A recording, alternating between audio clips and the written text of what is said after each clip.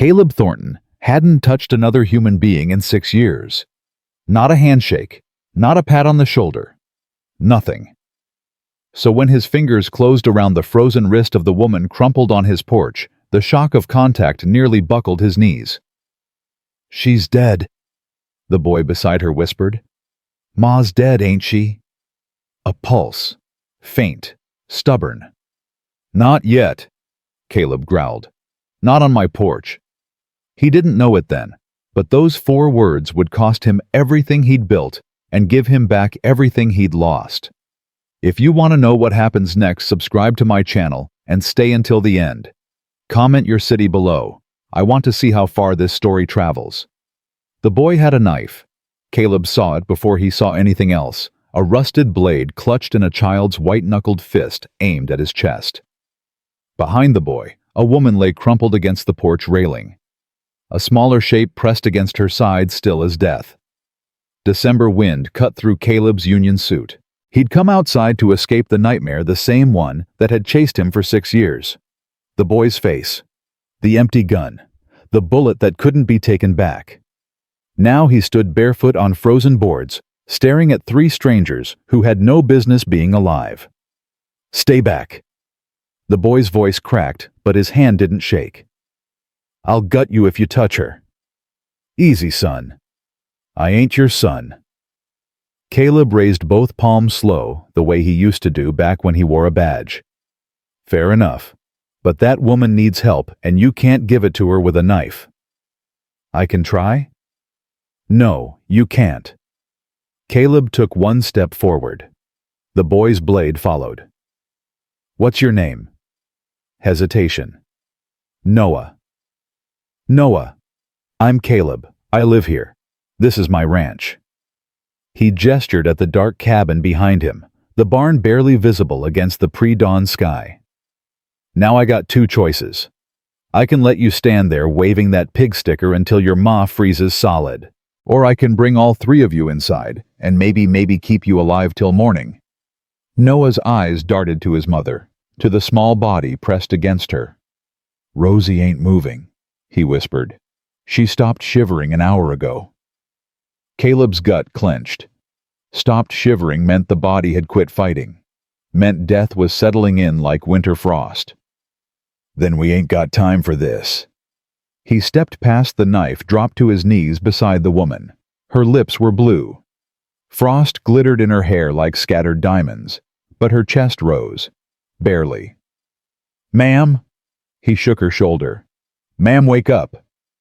Her eyes flew open gray as storm clouds, wild as a cornered animal. "The children," she gasped. "Where are—" "Right here. Both of them. But your girl needs warmth. Now." He didn't wait for permission.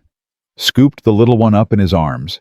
God, she weighed nothing like holding a bundle of bird bones wrapped in rags, and headed for the door. "Noah, help your ma inside. Move." The boy obeyed. Caleb heard the woman stumble, heard Noah's grunt as he took her weight on his thin shoulders. Good kid. Stupid, brave, but good. Inside, Caleb kicked a chair toward the wood stove, positioned the girl as close to the heat as he dared. Her face was pale as candle wax. Her fingers had gone past blue to something worse. "Get those wet clothes off her," he ordered the mother who had collapsed into a chair. "All of them. Wet holds the cold." She moved without question, stripping away frozen layers, while Caleb grabbed every blanket and quilt he owned. His hands were shaking. He couldn't remember the last time his hands had shook. "What's her name?" "Rosie. She's 6. The woman's voice broke. Please, she's all I—" "Rosie." Caleb wrapped the quilts tight, rubbing the girl's small hands between his rough palms. "Rosie, darlin', I need you to wake up. Can you do that for me? Wake up, sweetheart." Nothing. He rubbed harder. The fire crackled. Noah stood frozen by the door knife, hanging forgotten at his side. "She's gonna die," the boy said flatly. "Just like Pa." "Hush." The mother pulled Noah against her, both of them, watching Caleb work with desperate eyes. Caleb had seen men die in the mines, in gunfights, in jail cells, where hope leaked out slow as blood.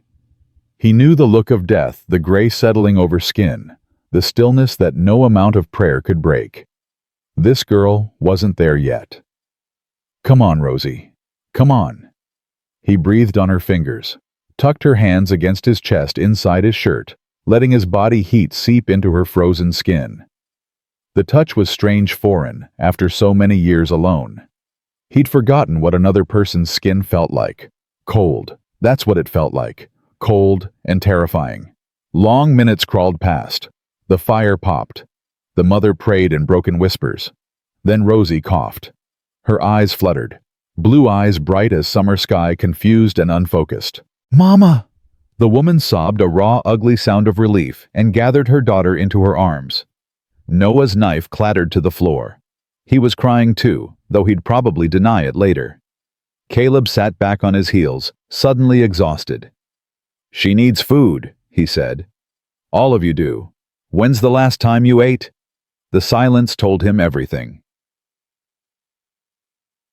They ate like they were afraid the food would disappear. Noah tried to pace himself. Small bites, careful chewing, but his body betrayed him. His hands shook as he lifted the fork. His eyes kept darting to the larder, calculating what else might be inside. Rosie had no such restraint. She attacked the bacon with both hands, grease running down her chin, making small sounds of pleasure that shouldn't have affected Caleb as much as they did. The mother barely touched her plate. She watched her children eat something fierce and broken warring behind her gray eyes. "I'm Clara," she said finally. "Clara Jennings. You already met Noah and Rosie." "Caleb Thornton." "Thank you, Mr. Thornton." Her voice steadied with effort. "For our lives." "Don't thank me yet. Sun ain't up." Clara almost smiled. Almost. "You always this cheerful." "Mostly I don't talk at all." He refilled Noah's plate without being asked. "Been 8 months since I had a conversation longer than how much for the feed. 8 months. Give or take. Old Ezra from town comes by to shoe the horses sometimes. Otherwise—" He shrugged. "Just me and the animals." "Why?" The question was too direct, too sharp. Caleb felt his walls going up, the same walls he'd spent 6 years building brick by careful brick. "Got my reasons." Clara studied him across the table. She was thin, too thin, but there was steel underneath. Dark blonde hair in a practical braid. Hands rough with work, scarred with stories he didn't want to hear. She reminded him of Catherine. Not in looks, Catherine had been golden, laughing, warm as summer. Clara was winter, storm clouds, and survival. "We came from Colorado," she said, shifting the subject. "Walked most of the way. In December. Stagecoach got us to Cheyenne. After that, the money ran out." "And your husband?"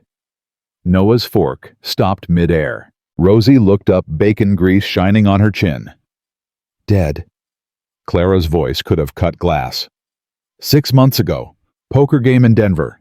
Someone didn't like how the cards fell." "I'm sorry." "I'm not." She met his eyes without flinching. "Henry Jennings spent 10 years gambling away everything we had. Our home, our savings, our future. The only thing he ever gave me worth keeping is sitting at this table." Heavy words. True words. Caleb recognized the weight of them, the kind of truth that only came after years of swallowing lies. "Ma," Noah said quietly. "You don't have to." "Yes, I do." Clara touched her son's cheek. "No more secrets, remember. We promised." Noah nodded slowly. Rosie had gone back to eating, oblivious to the tension. Or maybe not oblivious, maybe just hungry enough not to care. "Men came after he died," Noah said, taking over the story. "Said Pa owed money. Took our house, our horses, Ma's wedding ring." "They took everything," Clara added, "except the clothes on our backs. Said if we didn't disappear, they'd sell us to cover the debt." "Sell you? There are men who buy children, Mr. Thornton. I've seen the ledgers. I know the names. Her jaw tightened. That's why they want us back. Not for money, for silence. Caleb's hands curled into fists beneath the table. He knew the type men who operated in shadows, who saw women and children as commodities. He'd arrested a dozen of them back in Dodge City, back when he was someone who arrested people. "You're safe here," he heard himself say. "Tonight, at least." Clara's eyebrows rose. "Just tonight? There's a loft in the barn, hay for bedding, warmer than it sounds. And tomorrow." Caleb pushed back from the table, suddenly needing distance. "Tomorrow we figure out tomorrow." The barn smelled like hay and horses and honest work. Caleb made up pallets in the loft while Clara settled the children. Rosie was asleep before her head touched the blankets, exhaustion finally claiming her. Noah lay rigid eyes tracking Caleb's every move in the lamplight. "I know you don't trust me," Caleb said. "That's smart. Don't trust anyone you just met." "I don't trust anyone at all." "Even smarter." Silence stretched between them, filled only by the soft sounds of horses shifting in their stalls below. "You got a lot of horses," Noah said finally. 12. I breed them, train them." Caleb adjusted a blanket. "The Mustangs mostly. Wild ones from the mountains." "You catch wild horses?" "Catch 'em, gentle 'em, sell 'em to folks who need a good mount." He paused. "That bay mare in the end stall?" "She was half feral when I found her. Took me 3 months just to get a hand on her. Another 2 before she'd take a saddle." Noah sat up slightly, interest flickering behind the wariness. "Can I see her tomorrow, I mean? Don't see why not. I'm good with animals. I had a dog back in Denver, before they—" Noah's voice caught. "Before." Caleb recognized that silence. The kind that came from losing something you loved, and not having words big enough to hold the grief. "There's an old dog around here somewhere," he said quietly. "Mutt named Biscuit. He mostly sleeps by the stove these days, but he might appreciate some company." "Biscuit?" "He ate a whole pan of 'em when he was a pup. Name stuck." Noah almost smiled. Almost. Clara appeared at the top of the ladder, having tucked Rosie under the blankets. Her eyes moved between her son and Caleb, reading the air between them. "Noah, sleep." "But, now." The boy lay back, but his eyes stayed open, watching. Clara climbed down the ladder. Caleb followed. They stood in the barn's lower level, surrounded by the warm breath of horses and the creak of old wood settling. "He likes you," Clara said softly. "He doesn't know me." "He knows enough. Noah doesn't talk to strangers. Hasn't since—" She stopped. "You're different." "Different how?" "I don't know yet." She turned to face him, lamplight catching the sharp angles of her cheekbones, the shadows under her eyes. "Why are you helping us, Mr. Thornton? And don't say 'got my reasons.' I've had enough of men with secrets." Caleb was quiet for a long moment. The bay mare nickered softly from her stall. 6 years ago," he said finally, "I killed a boy." Clara went still. "He was 14, holding up a general store in Dodge City with an old Navy revolver." Caleb's voice roughened. "I was sheriff. I told him to drop it. He didn't. I fired. And gun was empty, no bullets. He was just scared, trying to get money for his sick mother." Caleb stared at the ground. "He died in my arms. Kept asking why I shot him. I didn't have an answer then. Still don't." Silence settled over them, heavy as snowfall. "Is that why you're here?" Clara asked. "Hiding." "I don't call it hiding. I call it not hurting anyone else." "And if someone finds you?" "No one's looking." Caleb met her eyes. "I'm not important enough to look for." Clara studied him for a long moment. Whatever she saw in his face made something in her expression shift, soften just slightly. "I've known bad men," she said quietly. "I was married to one. You're not like them." "You don't know that." Yes, I do. She moved toward the ladder, then paused. Thank you. For telling me. For trusting me with it. Wasn't trust. Just figured you deserved to know who you're staying with. Same thing. Clara climbed up to the loft. Good night, Mr. Thornton. Ma'am. Caleb stood alone in the darkness for a long time after she disappeared. 3 strangers. 3 lives tangled with his now. He'd spent 6 years building walls around himself, stone by stone, silence by silence. Now a woman and 2 children had appeared on his porch, and those walls felt paper thin. He should send them away at first light, point them toward town, give them enough money to get somewhere safe. But as he walked back to his empty cabin, Caleb knew he wouldn't do any of those things. Dawn broke cold and gray. Caleb was up before the sun as always, but this time something was different. The smell of coffee drifted from his kitchen. The sound of movement footsteps, the clink of dishes filled spaces that had been silent for years. He found Clara at his stove, an apron tied around her waist, biscuits already browning in the pan. Hope you don't mind, she said without turning. Couldn't sleep. Figured I'd make myself useful. How'd you get in? Door was unlocked. He hadn't locked it in 6 years. Hadn't needed to. Caleb sat at the table watching her move around his kitchen with practiced efficiency. She'd found things he'd forgotten. He owned a sugar bowl, a butter dish, a cast iron skillet he hadn't touched since Catherine died. Kid still asleep. Rosie is. Noah went to check on the horses. Said the bay mare looked restless. That's Sadie. She foaled last month, gets nervous when strangers are around. Clara set a plate in front of him. Bacon biscuits, eggs fried in butter. The first meal someone else had cooked for him in 7 years. Eat, she said. I didn't poison it. Comforting. Was that a smile on her face, gone before he could be sure? The door banged open. Noah stood in the entrance, face pale. Riders coming. 4 of them. Coming fast. Caleb was on his feet instantly. How far? Maybe 10 minutes. Get your mother and sister. Hide in the back stall, the one behind the hay bales. Don't come out till I say. But, now Noah. The boy ran. Clara grabbed his arm as he passed. Who are they? Don't know, might be nothing. You don't believe that? No, he didn't. Go with Noah. Keep Rosie quiet. Clara's jaw tightened, but she went. Caleb watched them disappear toward the barn, then stepped onto the porch. The riders emerged from the tree line, 4 men trail-worn and hard-eyed. The leader wore a badge that caught the morning light. Morning, he called, pulling up his horse in a cloud of dust. You, Caleb Thornton. Who's asking? Marshal Jeb Garrett. The man dismounted with a creak of leather. He was big, thick-necked, and broad-shouldered with small eyes that missed nothing. Looking for a woman. Clara Jennings. Her and 2 kids. They've been through here. Caleb leaned against the porch railing, keeping his voice easy. That's a long way to ride for a woman.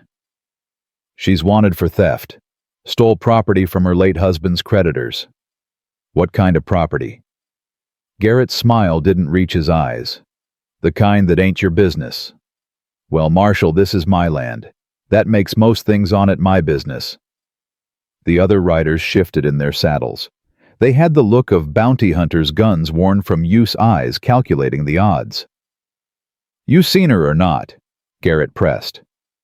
Nope, can't say I have. Mind if we look around? Actually, I do. Garrett's hand drifted toward his holster. That ain't a request. And this is private property. Caleb descended the porch steps, slow and deliberate. You got a warrant? Don't need one. Not for a fugitive. Don't see any fugitive. Just see 4 men trespassing. The marshal dismounted, boots hitting the ground hard. He was taller than Caleb, broader, clearly used to intimidation. Look, friend. Hand over the woman and her brats, and we'll be on our way. Nobody gets hurt. I told you, ain't nobody here. Then you won't mind us checking that barn. Garrett started forward. Caleb stepped into his path. "Take one more step, Marshal, and you'll regret it." Garrett laughed. "You threatening me? One man, no gun against four." "I ain't threatening. I'm promising." Something in Caleb's voice made the Marshal pause. He studied Caleb's face, recognition slowly dawning. "Son of a bitch," Garrett breathed. "I know you. Frederick Mason, the sheriff from Dodge City." His grin turned ugly. "The one who shot that kid." Caleb's blood went cold. The famous lawman who murdered a 14-year-old boy and ran away like a coward. Garrett stepped closer, enjoying the reaction. "What's the matter, Sheriff? Couldn't live with the blood on your hands." "Leave, now." "Or what, you gonna shoot me too?" Garrett spread his arms wide. "Go ahead. Add another body to your count." The word hung in the air. Coward. The same thing they'd called him in every saloon from Dodge to Denver. The same thing he called himself every night when the nightmares came. But something was different now. Something had shifted in the few hours since three strangers collapsed on his porch. He had something to protect. "Last chance," Caleb said quietly. "Ride away. Last chance yourself." Garrett reached for his gun. He never got it clear of the holster. Caleb moved faster than a man his age should move. 6 years of solitary work had done nothing to dull reflexes honed by a decade of sheriffing. He caught Garrett's wrist twisted, pulled the man off balance. The Marshal went down hard, face first in the dirt. The other three drew their weapons. "Don't!" Clara's voice rang out across the yard. She stood in the barn doorway, a pitchfork aimed at the nearest rider's horse. "Clara. I'm done hiding." Her voice shook, but her grip didn't. "Those men you're working for, Marshal, they didn't lose money to my husband. They were his partners. They cheated their customers for years, and Henry kept the records, ledgers, names, dates, every dirty deal." Garrett struggled to his knees, spitting dirt. "You're lying." "Am I?" Clara's smile was cold. "There's a reason they want me back alive. Dead women can't tell anyone where they hid the evidence." Silence. The wind whistled across the empty land. "You think I'm scared of you?" Garrett snarled. "Some half-starved widow with a hay fork. I think you're scared of your employers." Clara took a step forward. "I think if you go back empty-handed, they'll wonder what you told me. What I might have told Mr. Thornton here. And I think men like them don't deal well with loose ends." The riders exchanged glances. One of them quietly holstered his gun. "This ain't over," Garrett said, climbing to his feet. "No," Caleb agreed. "But it's over for today. Now get off my land." Garrett mounted his horse, hatred burning in his small eyes. "I'll be back, Thornton, with more men, with a warrant. And when I am, I'll burn this whole place to the ground." "You can try." The Marshal wheeled his horse and rode. The others followed. Caleb watched until they disappeared over the ridge dust settling in their wake. "They'll come back," Clara said, lowering the pitchfork. "I know. We should leave, before we bring more trouble." Caleb turned to face her. Somewhere behind her in the barn's shadows he could see Noah's face peering out, Rosie's small hand gripping her brother's sleeve. "You ever been to Wyoming in winter?" he asked.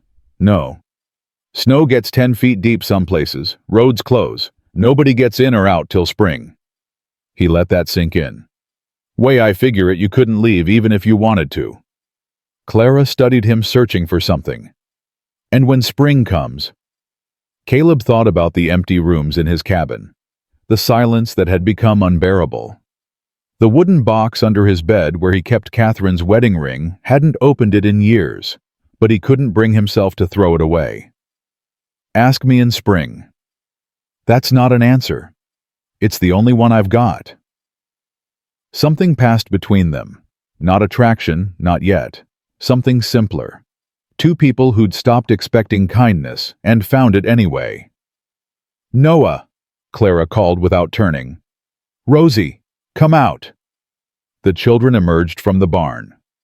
Noah's face was flushed, his fists clenched with leftover fear and adrenaline. Rosie clung to his hand, eyes wide. "Are the bad men gone?" she whispered. Caleb crouched down to her level. "They're gone, sweetheart." "Are they coming back?" He wanted to lie. Wanted to tell her she was safe, that nothing bad would ever touch her again. But kids always knew when adults were lying. "Maybe," he said honestly. "But if they do, I'll be here." Rosie considered this with 6-year-old solemnity. Then she reached out and touched his beard. "It's scratchy," she announced. Despite everything, Caleb laughed. A real laugh, rusty from disuse, surprising even himself. "Reckon it is." "Rosie," Clara said, a warning in her voice. "Don't bother Mr. Thornton." "She ain't a bother." Caleb straightened, but Rosie grabbed his hand before he could pull away. Her fingers were small and warm against his calloused palm. "Can we stay?" she asked, looking up at him with those summer sky eyes. "Please, I like your horses. And Noah said there's a dog named Biscuit, and I never had a dog before, and—" "Rosie." Noah tugged her back. "Hush." But the girl's words hung in the air. Simple, direct, the kind of honest wanting that only children could express. Caleb looked at Clara. At Noah. At the little girl who'd almost died on his porch not 12 hours ago. "The barn loft ain't fit for winter," he heard himself say. "This cabin's got 3 rooms. No sense letting 2 of them sit empty." Clara's breath caught. "Mr. Thornton." "Caleb." "Caleb." She tested the name. "We can't—" "You can't sleep in a barn while snow's coming, and I can't." He stopped, jaw tight. "I can't go back to the silence. Not now. Not after." He didn't finish. Didn't need to. Clara looked at her children. At the man standing before them, bearded, worn, carrying ghosts she could only guess at. She thought about the years of running, the exhaustion that had settled into her bones, the way Noah had almost smiled when Caleb mentioned the horses. "We'll earn our keep," she said finally. "I'm not a charity case." "Never said you were." "And if those men come back, then we face them together." Caleb held her gaze. "I'm tired of facing things alone." Noah stepped forward, pulling Rosie with him. "Does this mean we can stay?" "Means you can stay for winter. After that?" Caleb shrugged. "We'll figure it out." "Together?" Rosie asked. Caleb looked down at the small hand still gripping his, at the 3 faces waiting for his answer. "Yeah," he said quietly. "Together." Yeah. That night, after the children were settled in the spare room, Rosie in the bed, Noah on a pallet by the door, still standing guard. Clara found Caleb on the porch.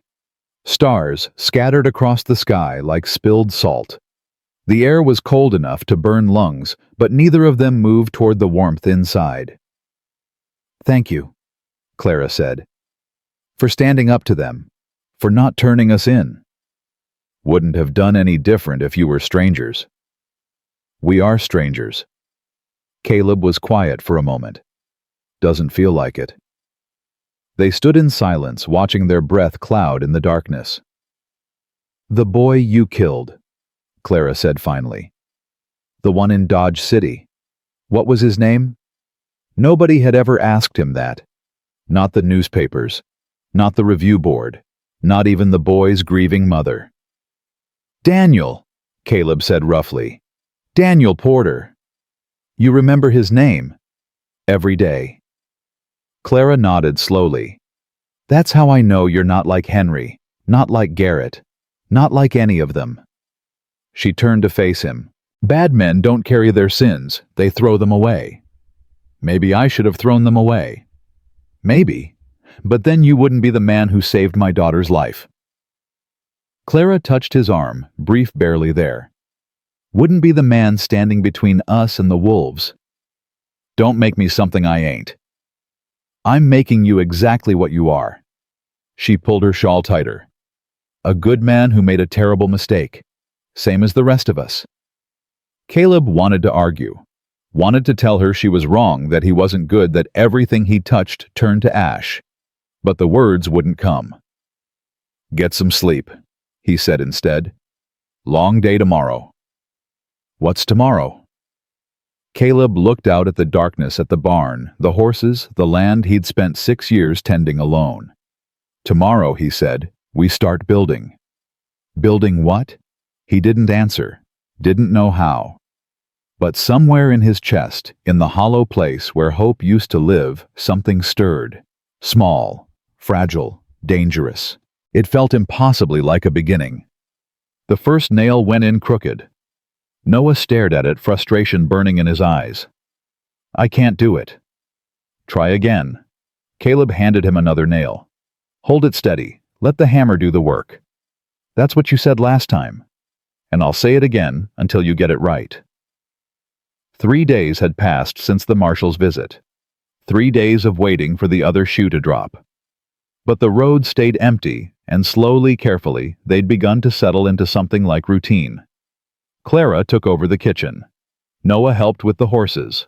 Rosie followed Caleb everywhere, chattering about everything and nothing, her small hand finding his whenever she got the chance.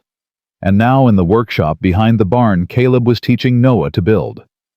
The boy positioned the nail, raised the hammer, swung. The nail bent sideways. "Damn it!" "Language." "You say worse." "I'm old. I've earned it." Noah almost smiled. Almost. He'd been doing that more often, letting his guard down in small moments, then catching himself and pulling back. "Why are we building a room anyway?" he asked, reaching for another nail.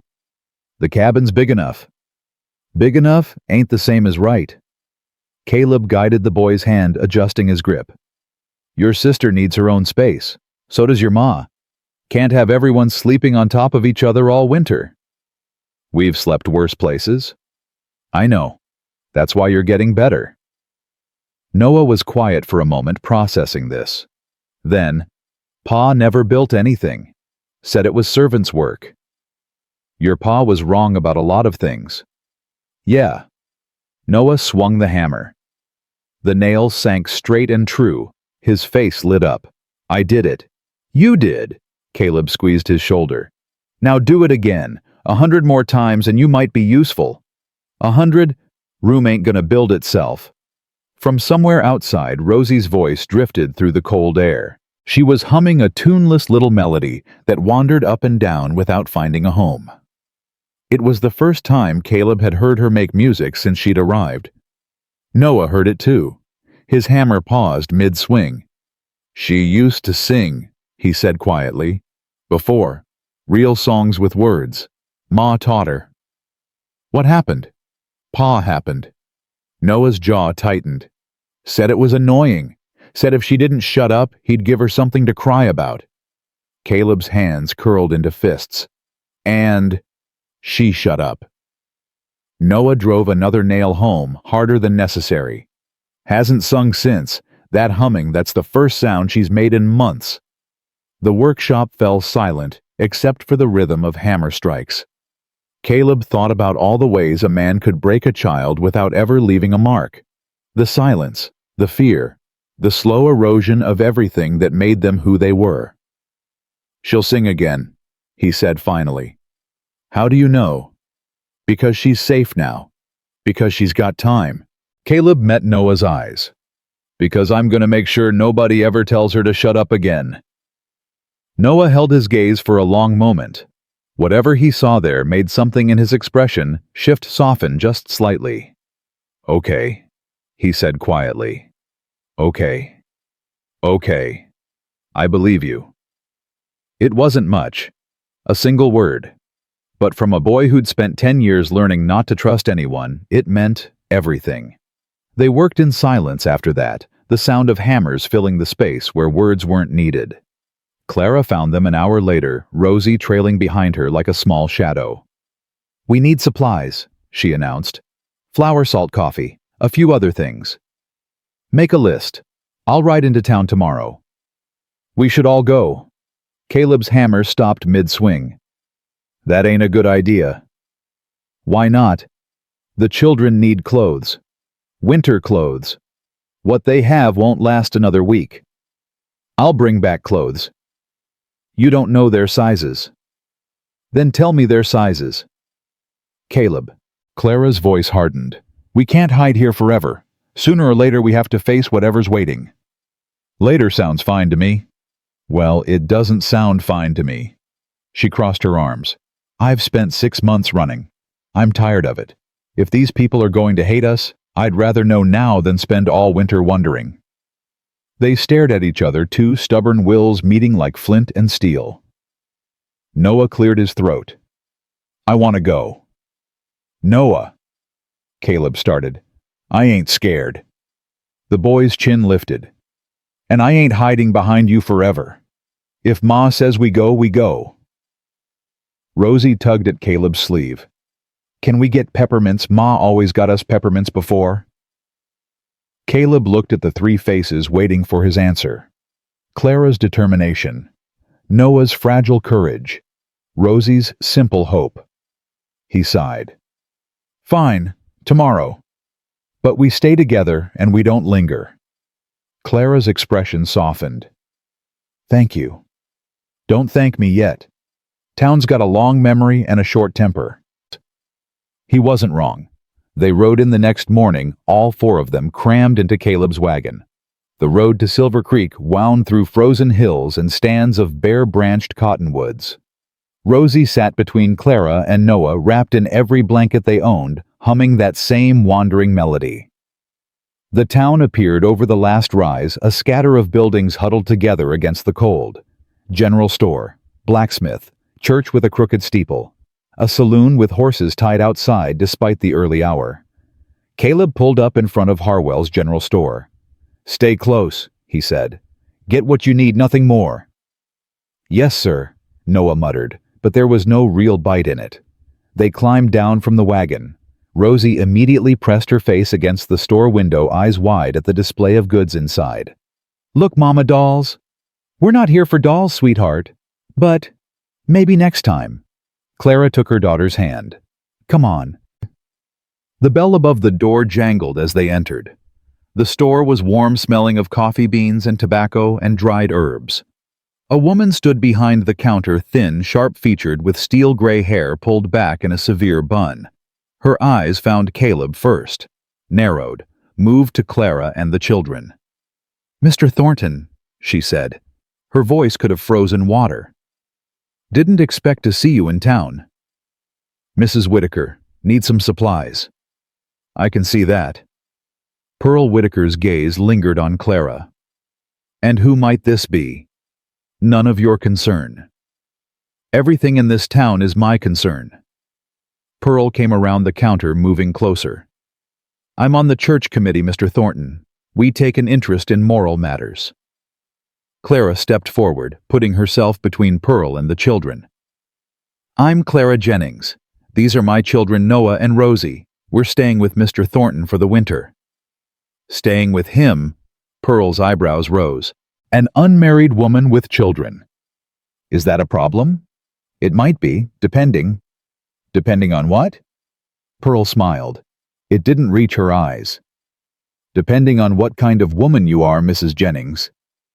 Caleb's hand closed around Clara's arm. We don't need to explain ourselves to anyone. Don't you? Pearl turned that cold smile on him. The town's been talking, Mr. Thornton. Ever since that marshal came through asking questions. People are wondering what kind of man shelters fugitives. We're not fugitives, Noah said hotly. We haven't done anything wrong. That's not what the marshal said. The marshal's a liar. Noah. Clara's voice carried a warning, but Pearl had already shifted her attention to the boy, studying him with predatory interest. Spirited child. Gets that from his father, I assume. My father's dead, Noah said flatly. Yes, I heard. A gambler, wasn't he? Shot in some Denver card hall. Pearl clicked her tongue. What a tragedy. And now his widow is living with a strange man in the middle of nowhere. People will draw their own conclusions. Clara's face had gone pale, but her voice stayed steady. Let them draw whatever they like. We know the truth. Do you? Pearl leaned closer, lowering her voice. Do you know, for instance, that the man you're living with used to be a sheriff? That he killed a 14-year-old boy in cold blood? The words hit like bullets. Clara didn't flinch, but Caleb saw her hand tighten on Rosie's shoulder. I know, she said quietly. Pearl blinked clearly, expecting a different reaction. And you still? I know who he is. I know what he did. And I know he's a better man than anyone in this town gives him credit for. Silence fell over the store. Even Rosie had gone still, sensing the tension. Pearl recovered quickly, her expression hardening.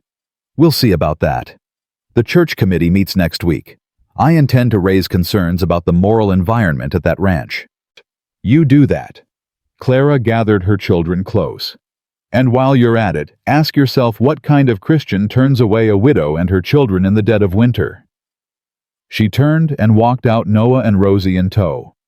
The door slammed behind them, bell jangling wildly. Caleb stayed.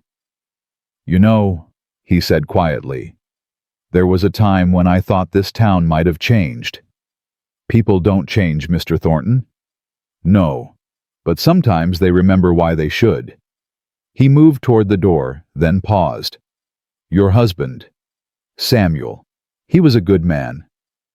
Pearl's face flickered something raw and wounded beneath the cold facade. Don't you dare speak his name. He died 6 years ago, same year as Daniel Porter, same year everything fell apart. Caleb met her eyes.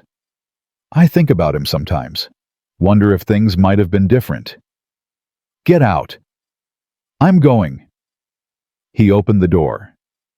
But Mrs. Whitaker, whatever you think of me, those children are innocent.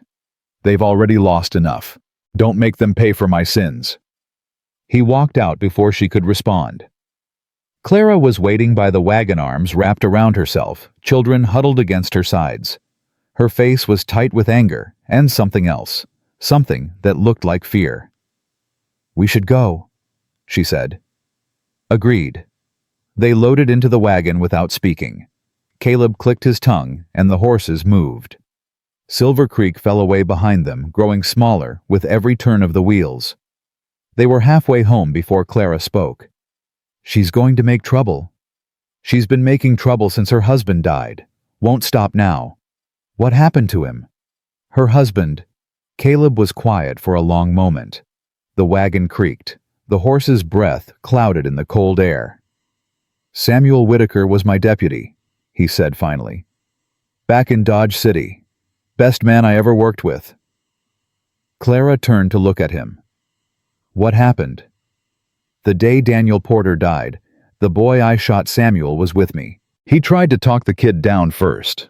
When it went bad, Caleb's jaw tightened. Samuel took a bullet meant for me. Died 3 days later. So Pearl blames you. She's got every right to. Does she? Clara's voice sharpened. You didn't fire that bullet. You didn't choose for any of it to happen. I was in charge. Everything that went wrong was my responsibility. That's not the same as fault. Caleb didn't answer. Couldn't. In the back of the wagon, Noah and Rosie had fallen asleep against each other, exhausted by the morning's tension. Rosie's thumb had found its way into her mouth, a habit she'd supposedly broken years ago. She's scared, Clara murmured, noticing. She does that when she's scared. She shouldn't have to be scared. No, she shouldn't. Clara was quiet for a moment. What are we going to do about Pearl? About the town? Keep building, keep working. Show them we're not what they think we are. And if that doesn't work? Caleb looked at her, really looked, at the worry in her eyes, the exhaustion in her shoulders, the fierce determination underneath it all. Then we survive anyway, he said, together. Clara held his gaze. Something passed between them, not words but understanding, the kind that came from recognizing your own wounds in someone else. Together. she echoed softly. The wagon rolled on. Behind them, Silver Creek disappeared over the horizon. Ahead, the ranch waited small and isolated, and impossibly stubbornly hopeful. They had 2 weeks of peace, 14 days of falling into rhythm. Caleb and Noah working on the room while Clara managed the house, and Rosie fed the chickens and collected eggs. 14 days of shared meals and quiet evenings and the slow, careful building of trust. The room took shape. Walls rose. A roof went on. Noah drove 100 nails, then 200, his aim growing surer with each swing. And Rosie began to sing. Not real songs yet, just fragments. Half-remembered melodies. Whispered words that stopped whenever she noticed someone listening. But it was progress. It was healing. On the 15th day, the letter came. Old Ezra brought it from town, his dark face troubled as he handed over the envelope. This came to the general store, he said. Addressed to Mrs. Clara Jennings, care of Thornton Ranch. Clara's face went white when she saw the return address.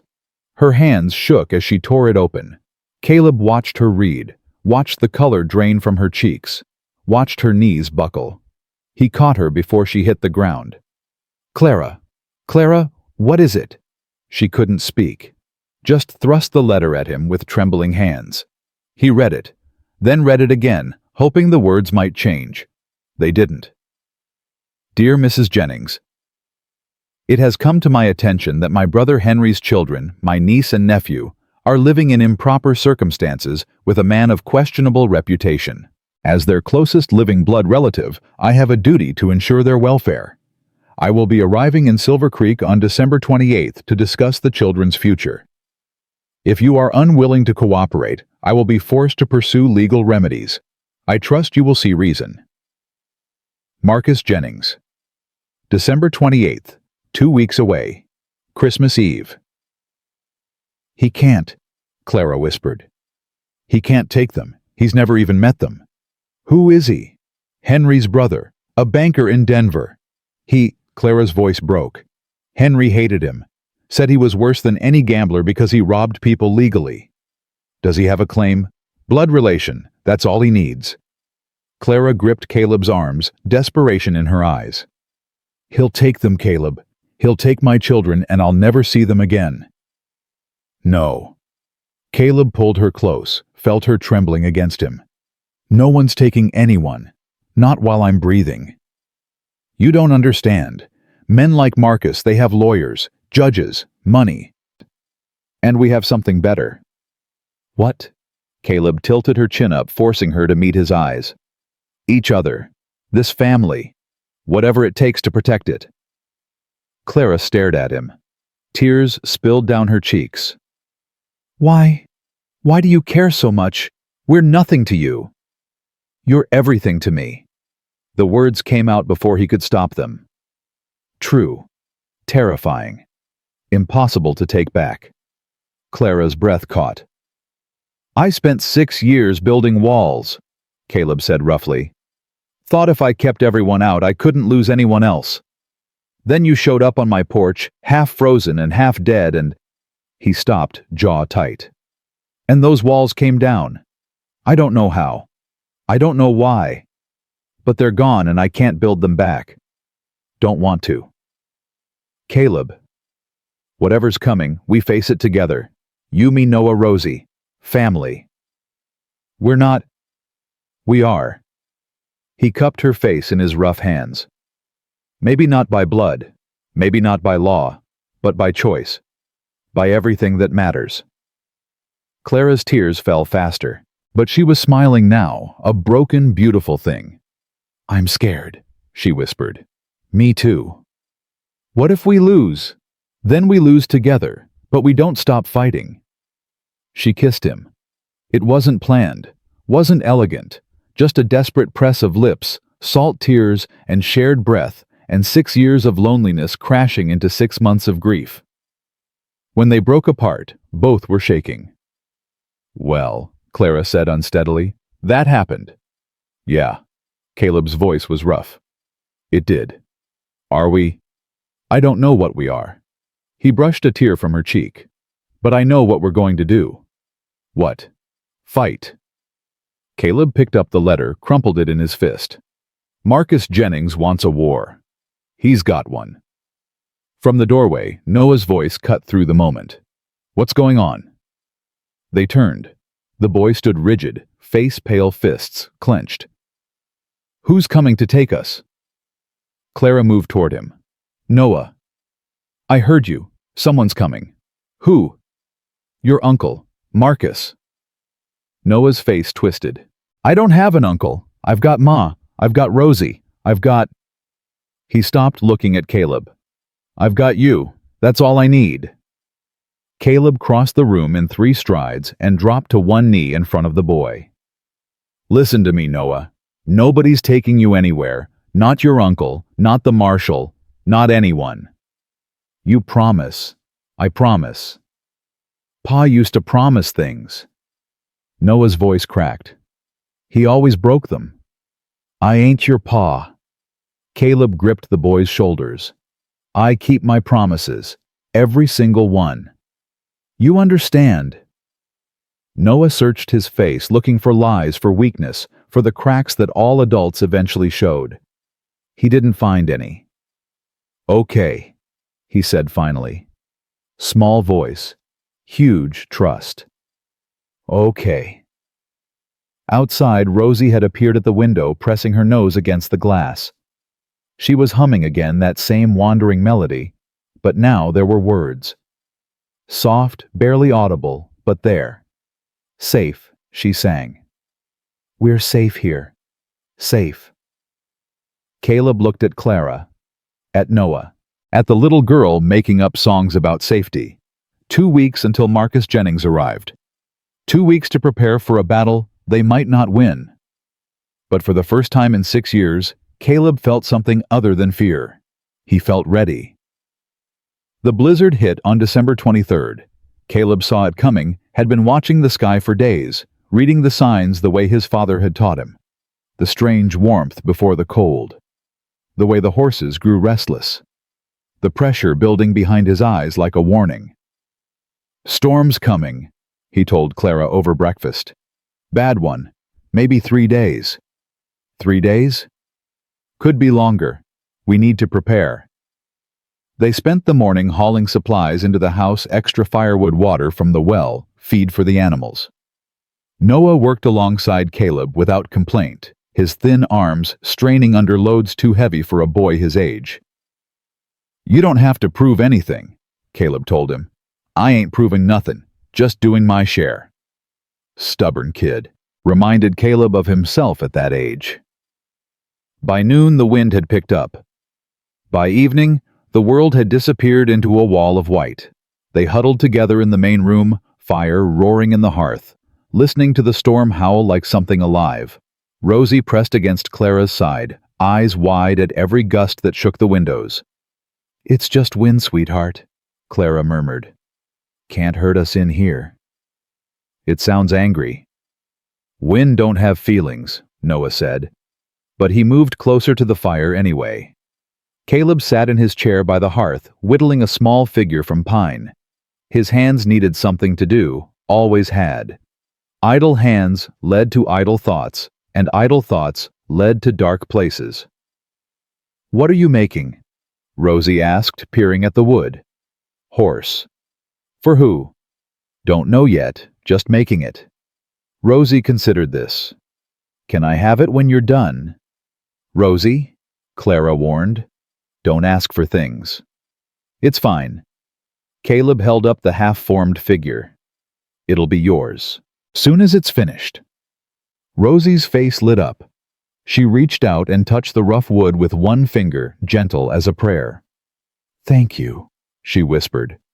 Something cracked in Caleb's chest. Something that had been frozen for 6 years. You're welcome, sweetheart. The storm raged through the night. Caleb took shifts, keeping the fire fed, listening to the wind scream past the windows. Around midnight, he heard movement behind him. Clara appeared at his shoulder wrapped in a quilt. Can't sleep, she said. Neither can I. She settled into the chair beside him, pulling her legs up beneath her. I keep thinking about Marcus, about what happens when he gets here. He might not get here at all. Storm like this could block the roads for weeks. And if it doesn't, Caleb stared into the flames. Then we face him, together. What if facing him isn't enough? It'll have to be. Clara was quiet for a long moment. The fire popped. Wind howled. I never thanked you, she said finally. For everything.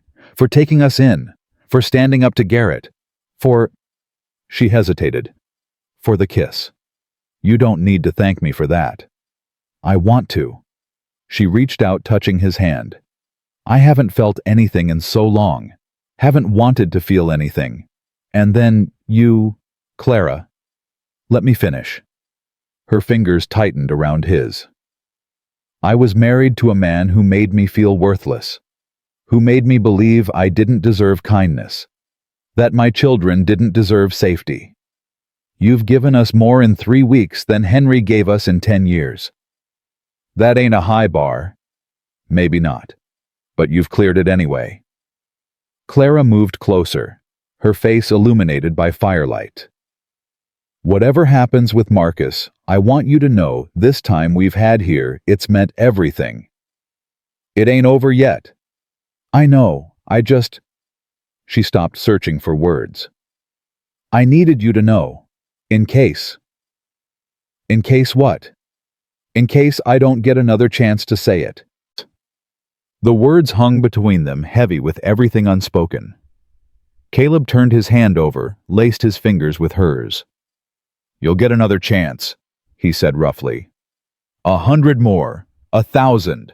I ain't letting you go that easy. Clara smiled, a real smile, the first he'd seen, that reached her eyes. Promise, promise. They sat together until dawn, watching the fire burn down and build back up again. Not talking, not needing to, just existing in the same space, two broken people finding something whole between them. The storm lasted 2 days. On the morning of December 25th, the world fell silent. Caleb woke to a stillness so complete it felt like being underwater. No wind, no snow. Just white everywhere, burying the ranch under 3 feet of frozen quiet. It's Christmas, Rosie announced at breakfast, as if anyone might have forgotten. Is it? Caleb feigned surprise. Didn't even notice. We don't have a tree. Trees are outside, under all that snow. But it's Christmas. Rosie's lower lip trembled. We always had a tree before, even when Papa was angry. Caleb exchanged a glance with Clara. Her expression was carefully neutral, but her eyes held a plea. Well, he said slowly. Can't have Christmas without a tree. Noah, get your coat. What? Why? We're going tree hunting. Noah's face flickered surprise, suspicion, then something that looked almost like excitement. In all that snow? Snow never killed nobody who was dressed proper. Come on.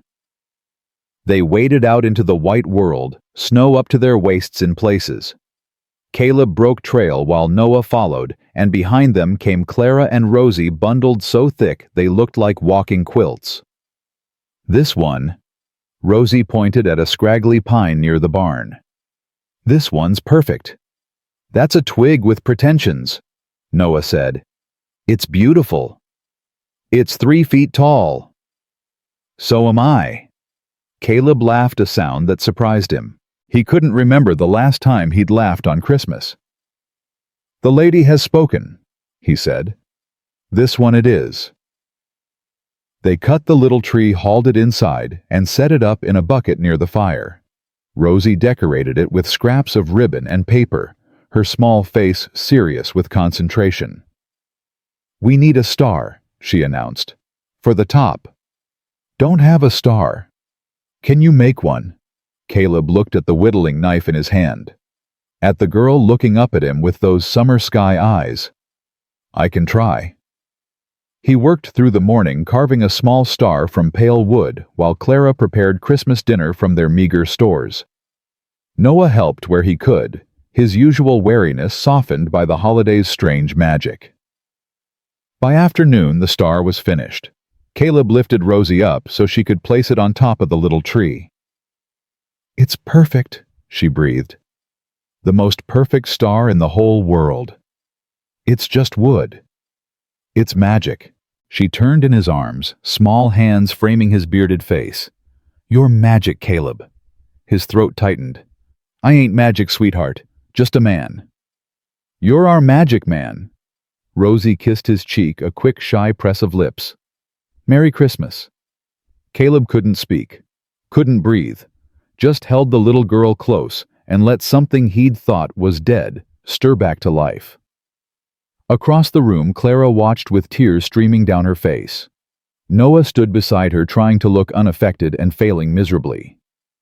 "Merry Christmas," Clara whispered. It was. Despite everything, the storm, the threats, the darkness waiting beyond their walls, it was the merriest Christmas Caleb had known in 6 years. But happiness, he'd learned, was always the prelude to loss. The knock came at dusk. 3 sharp raps on the door, cutting through the quiet like gunshots. Everyone froze. Rosie's hand tightened on Caleb's sleeve. Noah moved instinctively toward his mother. "Stay here," Caleb said quietly. "Caleb, stay here." He crossed to the door, acutely aware that his gun was still locked in the box under his bed. He'd promised himself he'd never touch it again. Now he wondered if that promise was about to get someone killed. He opened the door. A man stood on the porch snow, dusting the shoulders of an expensive coat. He was tall, well-groomed, with the soft hands and sharp eyes of someone who'd never worked an honest day in his life. "Mr. Thornton." The man smiled. It didn't reach his eyes. "I'm Marcus Jennings. I believe you have something that belongs to me." Caleb's blood turned to ice. "The children ain't property. They don't belong to anyone." "A matter of legal interpretation." Marcus peered past him into the cabin. "Ah, there they are. Noah, Rosie. Come say hello to your uncle." Neither child moved. "They don't want to say hello," Caleb said flatly. "What they want is irrelevant. I'm their closest blood relative. I have rights." "You have nothing. You've never met them, never sent a letter, never showed any interest at all until I learned they were living in sin with a man who murdered a child." Marcus's smile turned cruel. "Yes, I can imagine how that looks to a judge." Clara appeared at Caleb's shoulder. "How did you get through the storm?" "Money, Mrs. Jennings. It opens roads that seem closed to ordinary people." Marcus tipped his hat. "You're looking well, considering." "Get off my property," Caleb growled. "Your property. Yes. About that." Marcus produced a folded document from his coat. "I've done some research, Mr. Thornton. Or should I say, Sheriff Mason. The papers back east were quite thorough in their coverage of the Dodge City incident. 'Child killer flees justice,' that was my favorite headline." Caleb's hands curled into fists. "I wonder what the people of Silver Creek would think if they knew the full story. The way you shot that boy point blank. The way you ran instead of facing trial." "There was no trial because there was no crime." "That's not what the newspapers said." "Newspapers lie." "Do they?" Marcus tucked the document away. "Here's what's going to happen. You're going to step aside. Clara and the children are going to come with me. And this unpleasant situation will resolve itself quietly. And if we don't, then I'll have no choice but to pursue legal action, custody proceedings, character witnesses, public testimony about your history." Marcus's eyes glittered. Imagine little Rosie on the witness stand being asked if she feels safe with the man who killed a child her brother's age. Rosie whimpered. Noah stepped in front of her, fists raised. "Leave us alone." "Noah." Marcus's voice was patient, condescending. "I'm trying to help you. This man, this murderer, has deceived your mother. He's using her. Using all of you. I'm offering you a real home, a future. This is our home. A cabin in the wilderness with a wanted fugitive. That's not a home. That's a hideout. He ain't wanted, Noah shot back. And he ain't a fugitive. He's more of a man than you'll ever be. Marcus's expression flickered annoyance breaking through the smooth facade. Children rarely know what's best for them. That's why adults make these decisions. He turned to Clara. Mrs. Jennings, be reasonable. Come with me now, and this stays private. Force my hand and everything becomes public. The newspapers, the courts, every shameful detail of your husband's gambling, your living situation, your relationship with Mr. Thornton. Clara's face had gone white, but her voice stayed steady. You think I care about shame, about what newspapers print? She stepped forward, putting herself between Marcus and her children. I've survived worse than gossip. I've survived your brother. Henry was a complicated man. Henry was a monster, and you're cut from the same cloth. Marcus's mask slipped further. Careful, Mrs. Jennings. Or what, you'll take my children. You'll have to kill me first. That can be arranged. The words hung in the air cold as the snow outside. Caleb moved. 1 second he was by the door. The next he had Marcus by the throat, slamming him against the porch railing. Say that again, he breathed. Go ahead. Give me a reason. Caleb. Clara grabbed his arm. Don't. This is what he wants. He wants you to hurt him so he can prove you're dangerous. Caleb's grip tightened. Marcus's face was going red, but his eyes held triumph. She's right, Marcus gasped. Kill me, and you prove everything I've said. Let me go and I'll destroy you legally. Either way, I win. There's a third option. What's that? Caleb leaned close, his voice dropping to a whisper only Marcus could hear. I could make you disappear. Storm like this, no one would find you till spring. Coyotes would get most of you. What's left wouldn't tell any stories. For the first time, fear flickered in Marcus's eyes. You wouldn't. Try me. Long seconds passed. The wind picked up again, snow beginning to fall. Let him go, Clara said quietly. Please, for me. Caleb held on a moment longer, then released. Marcus stumbled back, massaging his throat. You'll regret that, he snarled. Probably. But not as much as you'll regret coming here. I'll be back. With the law. With documents. With everything I need to take those children. Then you better bring an army. Caleb stepped between Marcus and the door. Because you ain't getting past me alone. Marcus straightened his coat, trying to reclaim his dignity. Merry Christmas, Mrs. Jennings. Enjoy it. It may be your last one with your children. He turned and walked into the snow, disappearing toward the road, where a fancy carriage waited. Caleb watched until he was gone, then sagged against the doorframe. He'll be back, Clara said. I know. What do we do? Caleb looked at her. At Noah still standing guard in front of his sister. At Rosie clutching the little wooden horse he'd made her. We do what we've been doing. We stand together. We fight. And if fighting isn't enough... Before he could answer, Noah spoke. Then we run. Everyone turned to look at him. We packed up and ran from Denver. The boy continued, his voice steady. We can do it again. Go somewhere Marcus can't find us. Change our names. Start over. Noah, Clara started. I ain't scared of running, Ma. I'm scared of losing you. Noah's jaw tightened. Both of you. Rosie tugged at Caleb's sleeve. I don't want to run. I want to stay here. With Caleb. With Biscuit. With my tree. I know, sweetheart. Can't we just make the bad man go away? Caleb crouched down to her level, taking her small hands in his. The bad man thinks he has power over us. Thinks because he has money and lawyers and fancy words he can take whatever he wants. But there's one thing he doesn't have. What? Family. Caleb pulled her close. We have each other, and that's worth more than all the money in the world. Promise? Promise. But even as he said it, Caleb knew promises weren't enough. Marcus would return. The law would get involved. And when it did, all the love in the world might not be enough to keep this fragile family together. That night, after the children were asleep, Clara found him on the porch again. "You're thinking about leaving," she said. "No. You're thinking about sending us away, to keep us safe." Caleb didn't answer. "Don't." Clara grabbed his arm, forcing him to face her. "Don't you dare think you're protecting us by pushing us away. We've come too far for that." "If I wasn't here, Marcus wouldn't have ammunition. My past—" "Your past is part of you. I don't want you without it." "Clara, I love you." The words stopped him cold.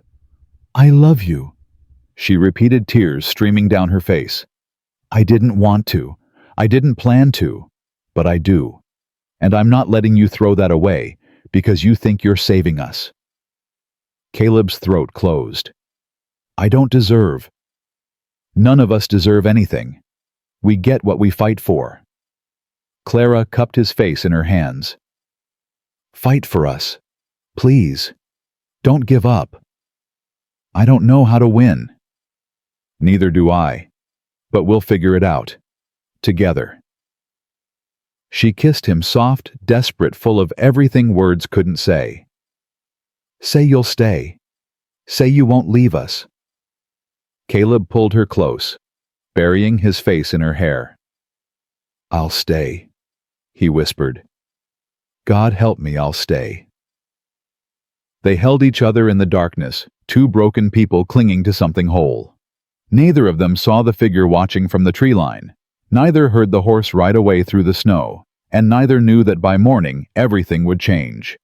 The fire started just before dawn. Caleb woke to the smell of smoke. For one horrible moment, he was back in Dodge City, back in the nightmare that never ended. But this smoke was real. This heat was real. "Fire!" He threw off the blankets, lunging for the door. "Everyone up now?" Clara was already moving, grabbing Rosie from the bed. Noah stumbled out of the children's room, eyes wide with fear. "The barn!" Caleb gasped. "It's the barn!" He could see the flames through the window orange, and terrible, consuming the structure he'd built with his own hands. The horses. God, the horses. "Stay inside!" he shouted, already running for the door. "Keep the children. I'm coming with you." Noah grabbed his arm. "I can help." "Noah, no. The horses." The boy's voice cracked. "Sadie's in there. The foal." There was no time to argue. They ran into the darkness together, the heat hitting them like a wall. Caleb yanked open the barn door. Smoke billowed out, thick and choking. Inside, horses screamed, the sound of pure animal terror. "Get Chester." Caleb pointed to the nearest stall. "Lead him out. Don't try to be brave. Just get him clear." Noah obeyed, coughing as he fought through the smoke. Caleb plunged deeper. The bay mare Sadie was wild-eyed in her stall, rearing against the flames, licking at the walls. Her foal pressed against her side, too young to know what was happening. "Easy, girl, easy." Caleb forced his voice calm, even as his lungs burned. "Come on, we're getting out." He got the stall open. Sadie bolted, nearly trampling him in her panic. The foal followed, stumbling but alive. 2 horses out. "How many left?" The roof groaned. Embers rained down. Caleb counted stalls. 10 more horses. No time. "Noah!" he screamed. "Get out! Now! There's more! Get out!"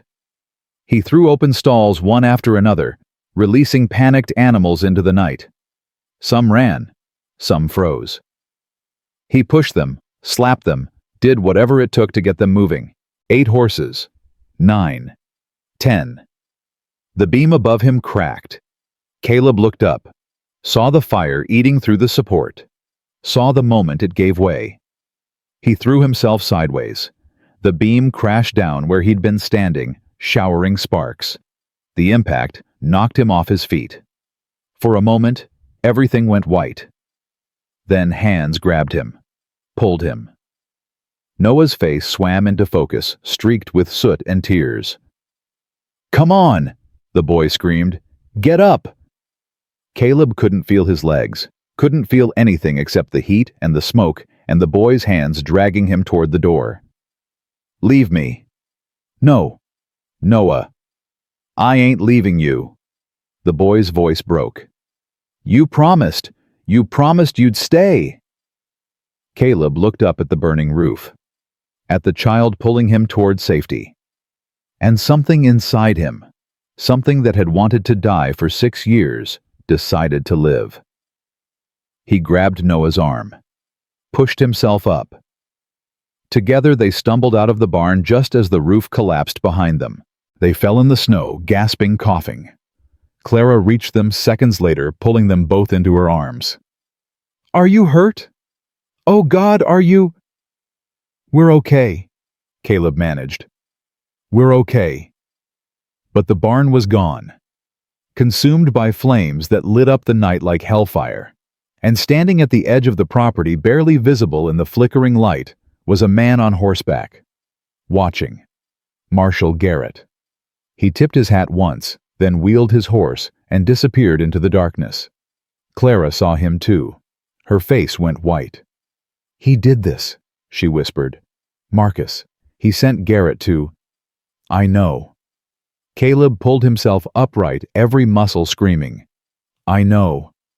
Caleb, the horses, your home, everything. It's just things." He pulled her close, held her tight. "It's just things, Clara. We're alive. The kids are alive. That's what matters." But as he watched his barn burn to embers, as he felt the heat on his face and the cold at his back, Caleb knew this was only the beginning. Marcus Jennings had declared war. And now, Caleb would have to decide how far he was willing to go to win it. The smoke still hung in the air when old Ezra arrived. He came at first light, his wagon loaded with lumber and tools, his dark face creased with worry. "Saw the glow from town," he said, climbing down. "Figured you'd need help." Caleb stood in the wreckage of his barn, soot-streaked and exhausted. He hadn't slept, hadn't been able to close his eyes without seeing the flames. "Ezra, you didn't have to." "Hush." The old blacksmith surveyed the damage, shaking his head. 40 years I've lived in this territory. Never seen a barn catch fire in a snowstorm.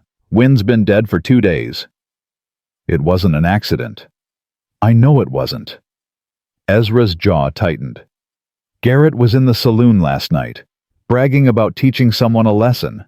Didn't take much to figure out who." Clara appeared at Caleb's side, dark circles under her eyes. "Can we prove it?" "Proof don't mean much when the law's on the wrong side." Ezra spat in the snow. "But there's more than one kind of justice." "I don't want justice," Caleb said quietly. "I want my family safe." "Then you'll need help." Ezra turned toward the road. "More's coming." He was right. Within the hour, 3 more wagons arrived. Joseph Whitfield, the rancher from the North Valley. Margaret Hayes, the widow who ran the boarding house. Thomas Guthrie, a man Caleb barely knew but recognized from church. They came with lumber, with nails, with food and blankets, and the simple, stubborn determination of people who'd had enough. "What is this?"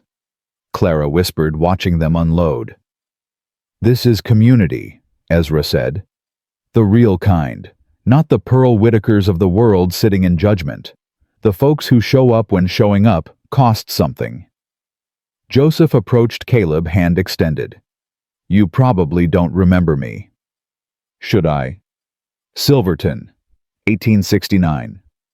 Joseph's grip was firm. "You pulled me out of that mine, carried me half a mile with a broken leg." Caleb's breath caught. "Joseph, my God, I thought I was dead? Almost was. Would have been if not for you." Joseph looked at the burned barn. "Reckon it's time I returned the favor." By noon, they had cleared the debris. By evening, new posts were rising from the ashes. Noah worked alongside them, his small hands blistered but determined. Every time someone tried to send him inside to rest, he refused. "This is my home too," he said.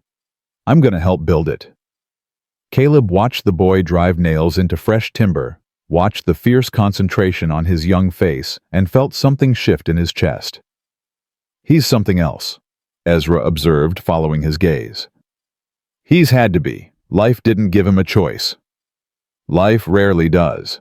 But he's got something now he didn't have before." "What's that?" Ezra smiled. "Someone worth fighting for."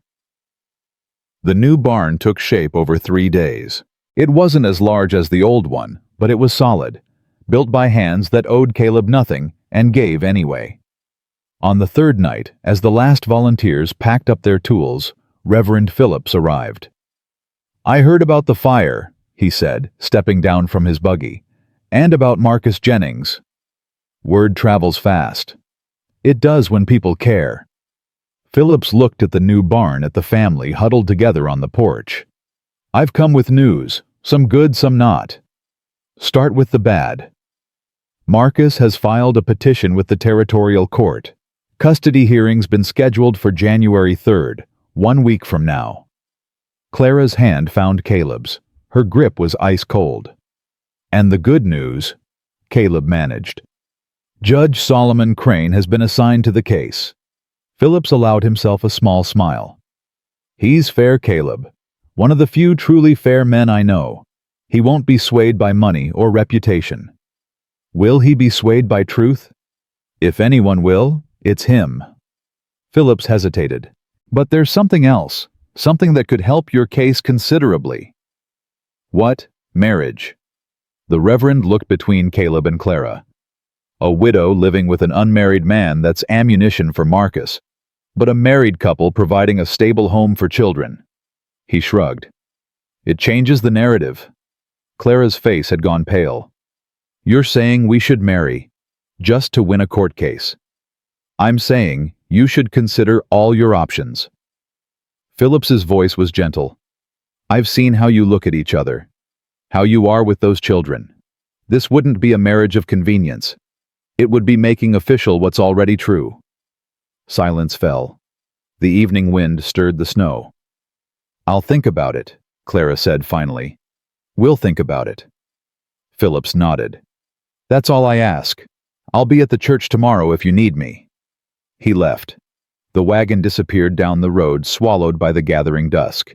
Caleb and Clara stood alone on the porch, the weight of impossible decisions pressing down on them. "He's right," Caleb said quietly. "About which part?" "All of it." He turned to face her. "Clara, I know this isn't how either of us imagined, but he's right. Marriage would protect you, protect the children." "I don't want to marry you to protect anyone." "Then why would you marry me?" Clara looked at him. Really looked. At the man who'd taken in strangers on a frozen night, who'd stood against marshals and millionaires, who'd run into a burning barn to save horses and nearly died letting a boy pull him out. "Because I love you," she said. "Because you're the best man I've ever known.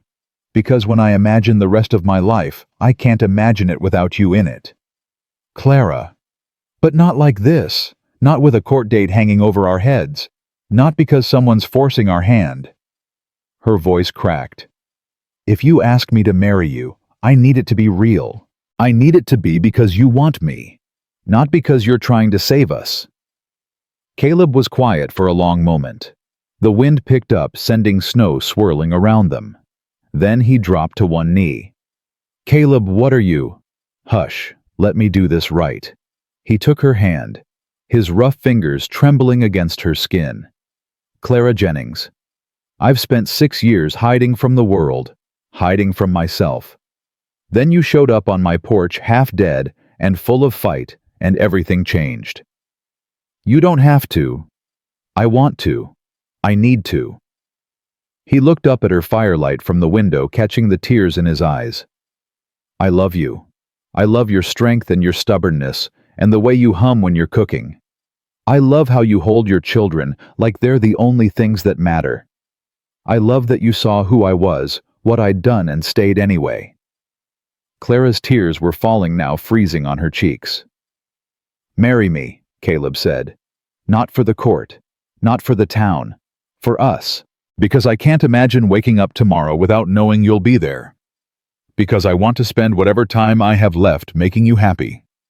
Yes. Yes. Yes, you impossible man. Clara pulled him to his feet, laughing through her tears. Yes, I'll marry you. Yes, I love you. Yes to all of it. He kissed her. Right there on the porch with snow falling around them and the children watching through the window. It wasn't elegant, wasn't planned. But it was real, the most real thing either of them had felt in years. When they broke apart, Rosie's face was pressed against the glass, eyes wide. "Mama's kissing Caleb," she announced loudly. "They're getting married," Noah said beside her. His voice was trying for casual and failing. "I heard them." "Married?" Rosie's squeal could probably be heard in town. "Does that mean Caleb's gonna be our papa?" Clara looked at Caleb. Caleb looked at Clara. "Would that be okay with you?" he asked the children through the window. Noah opened the door, his face serious. "You're already our pa, has been for weeks. This just makes it official." "And I get to wear a pretty dress," Rosie demanded. "The prettiest dress we can find," Clara promised. "Then yes." Rosie threw herself at Caleb's legs, nearly knocking him over. "Yes, yes, yes." For one perfect moment, everything was right. The fear and uncertainty faded, replaced by something warm and solid and true. Then Noah spoke again, his voice quiet. "What about Uncle Marcus?" The warmth evaporated. "We'll handle Marcus," Caleb said. "How?" "By being a family, a real one, the kind he can't break." Noah considered this. "What if that's not enough? Then we'll find something that is." Caleb put a hand on the boy's shoulder. "But first we get married. Then we face the judge, one step at a time." "Pa." Noah's voice cracked on the word. "I'm scared." "Me too, son. Me too." Caleb pulled the boy close. But scared people can still be brave. Sometimes they're the bravest of all. The wedding was simple. December 30th, 3 days before the custody hearing. Reverend Phillips officiated in the small church in Silver Creek, with old Ezra and Margaret Hayes as witnesses. Rosie wore her prettiest dress, a blue calico that Clara had sewn from fabric Caleb bought at the general store. Noah stood beside Caleb in a borrowed suit, looking uncomfortable but proud. The church was nearly empty. Pearl Whitaker and her faction had spread word that attending would be supporting sin, and most of the town had listened. But not everyone. Joseph Whitfield sat in the front pew with his wife. Thomas Guthrie brought his entire family. Margaret Hayes dabbed at her eyes with a handkerchief. Even the store clerk, a nervous young man named Timothy, slipped in at the last moment. "We are gathered here," Phillips began, "to witness the union of Frederick Caleb Thornton and Clara Marie Jennings." Frederick, his real name. Caleb had insisted. "No more hiding," he had told Clara the night before. "If we're doing this, we're doing it as ourselves. All of ourselves." The ceremony was brief. Traditional vows exchanged with shaking voices. A simple gold band that had belonged to Caleb's mother, kept in a box for 7 years, waiting for a hand that deserved it. "I now pronounce you husband and wife." Philip smiled.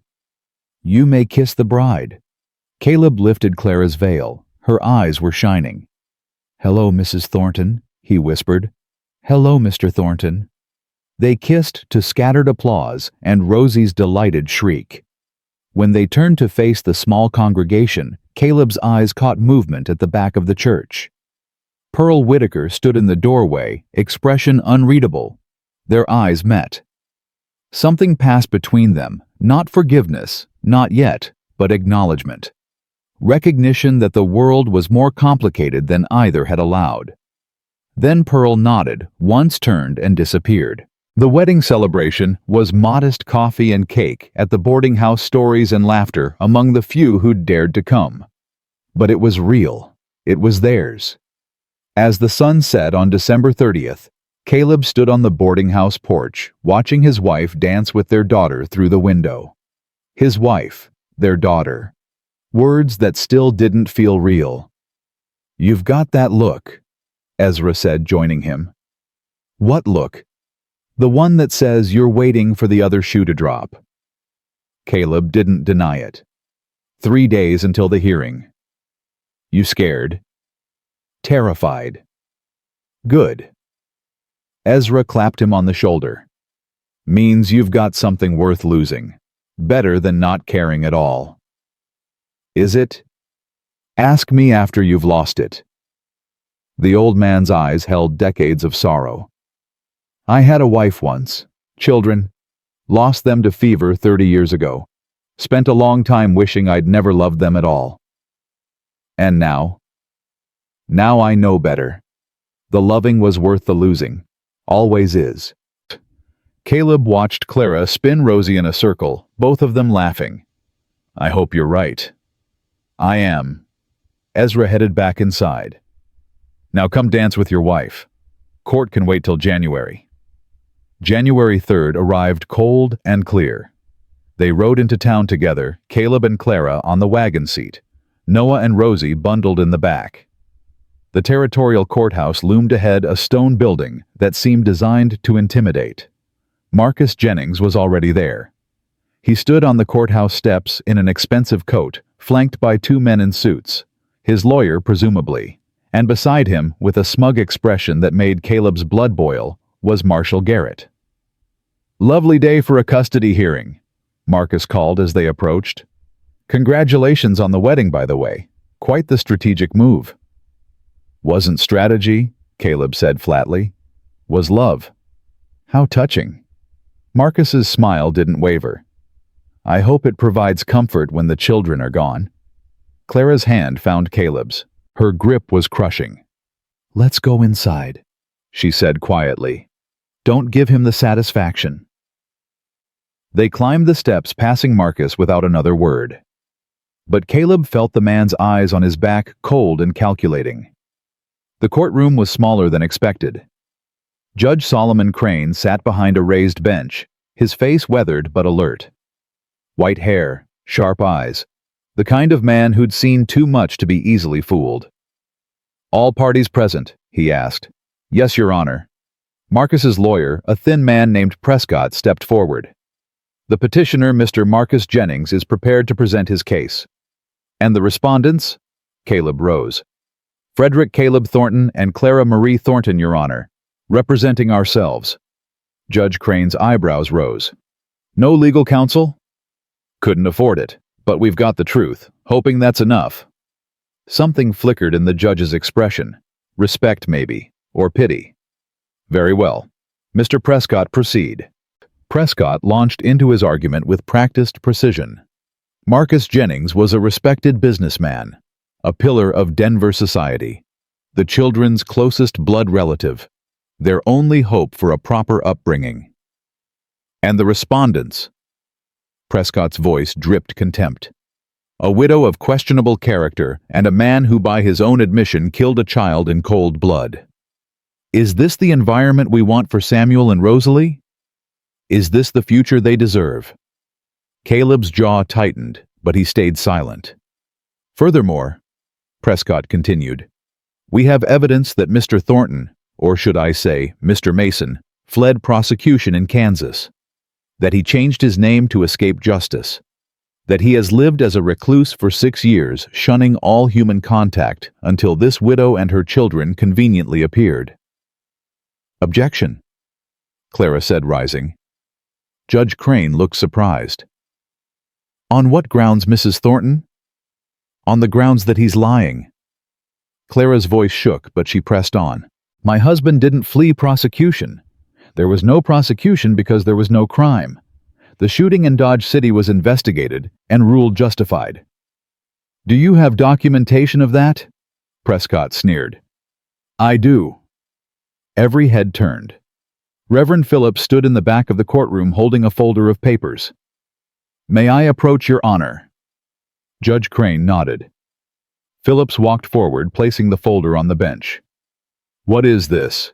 the judge asked, leafing through the documents. Official records from Dodge City, Kansas. The coroner's report on Daniel Porter. The review board's findings. And sworn statements from 3 men whose lives Frederick Thornton saved in the Silverton mine collapse of 1869. Caleb's breath caught. Joseph Whitfield. Thomas Guthrie. The third name he couldn't read from where he sat. "Where did you get these?" he whispered to Phillips. "I've had them for years. Just needed the right moment to use them." The Reverend's eyes were kind. "You're not the only one who keeps records, Frederick." Judge Crane studied the documents in silence. The courtroom held its breath. "Mr. Prescott," the judge said finally, "your characterization of Mr. Thornton appears to be incomplete. Those documents could be forged. They bear official seals. Unless you're accusing the Kansas territorial government of fraud." Prescott's face reddened. Marcus whispered something urgent in his ear. "Moving on," Judge Crane said. "I'd like to hear from the children." Clara's grip on Caleb's hand tightened. "Is that necessary?" "Your Honor," Prescott asked. "They're young, easily influenced." "They're the subject of this hearing. Their voices matter." The judge looked at Noah and Rosie, his expression softening. "Samuel, would you like to speak?" Noah rose slowly. His face was pale, but his voice was steady. "My name is Noah, sir. Only Ma calls me Samuel when I'm in trouble." A ripple of laughter moved through the courtroom. Even Judge Crane smiled. "Very well, Noah. Tell me about your life, before and after you came to live with Mr. Thornton." Noah was quiet for a moment, gathering his thoughts. "Before," he said, "I was scared all the time. Pa, my real pa, he wasn't a good man. He yelled. He broke things. He made Ma cry." Noah's voice wavered but held. "I used to hide under my bed when he came home drunk. Used to put my hands over Rosie's ears so she wouldn't hear." Clara was crying silently. Caleb put his arm around her. "When Pa died, I thought things would get better. But then men came. Bad men. They took everything. Our house. Our animals. Ma's wedding ring." Noah's chin lifted. "They said they'd sell us if we didn't run. So we ran." "And how did you come to be at the Thornton Ranch?" "We walked. For days. Ma wouldn't give up even when we were starving. Even when Rosie got so cold she stopped shivering." Noah looked at Caleb. "Then we found the ranch. And Caleb found us." "What happened next?" "He saved Rosie's life. Wrapped her in blankets, rubbed her hands until she woke up. He didn't have to. We were strangers. But he did it anyway." Judge Crane leaned forward. "And since then?" "Since then, everything's different." Noah's voice grew stronger. "Caleb taught me to hammer nails, to care for horses, to stand up for people even when you're scared. He built us a room, a real room with our names carved in the door. He told me I could call him Pa." The boy's voice cracked. "My real pa never let me call him that. Said I hadn't earned it." "And Mr. Thornton?" "Caleb said earning isn't the point. Said family isn't about what you deserve. It's about choosing each other every day, no matter what." Noah wiped his eyes with his sleeve. "That's what he does. That's who he is. And if you take us away from him..." The boy's hands curled into fists. "If you take us away, you'll be no better than the men who took everything else." Silence. Complete and absolute. Judge Crane's face was unreadable. Prescott looked uncomfortable. Marcus's mask of confidence had slipped, revealing something ugly beneath. "Rosalie," the judge said gently, "would you like to say something too?" Rosie stood on her chair so she could see over the railing. "My name is Rosie. I'm 6. "Hello, Rosie." "Hello." She twisted her hands in her dress. "I don't really understand what's happening. Noah tried to explain, but it's confusing." "That's all right. Just tell me how you feel." "I feel..." Rosie scrunched up her face, thinking hard. "I feel safe. For the first time ever, I feel safe." "Safe from what?" "From everything. From the scary men. From being hungry. She hesitated. From not having a papa who loves me. You feel that Caleb loves you. I know he does. Rosie's voice was matter of fact. He carved me a star, for Christmas. It's on our tree. He said I was worth more than all the stars in the sky. She looked at Marcus. That man wants to take us away, but he's never carved me anything. He's never even met me before. That's... Prescott started. Let her finish, Judge Crane said sharply. I don't want to go with him. Rosie's lower lip trembled, but she didn't cry. I want to stay with Mama and Papa and Noah. I want to stay home. She turned to Caleb, her blue eyes pleading. Please don't let him take me, Papa. Please. Caleb's heart shattered and rebuilt itself in the space of a breath. Never, he said. I'll never let anyone take you. Order, Judge Crane said, but his voice was gentle. I've heard enough. I'll render my decision now. The courtroom went rigid with tension. Mr. Jennings, the judge began, your petition is based on blood relation and financial capability. These are not insignificant factors. Marcus straightened a smile beginning to form. However, they are not the only factors. The smile faltered.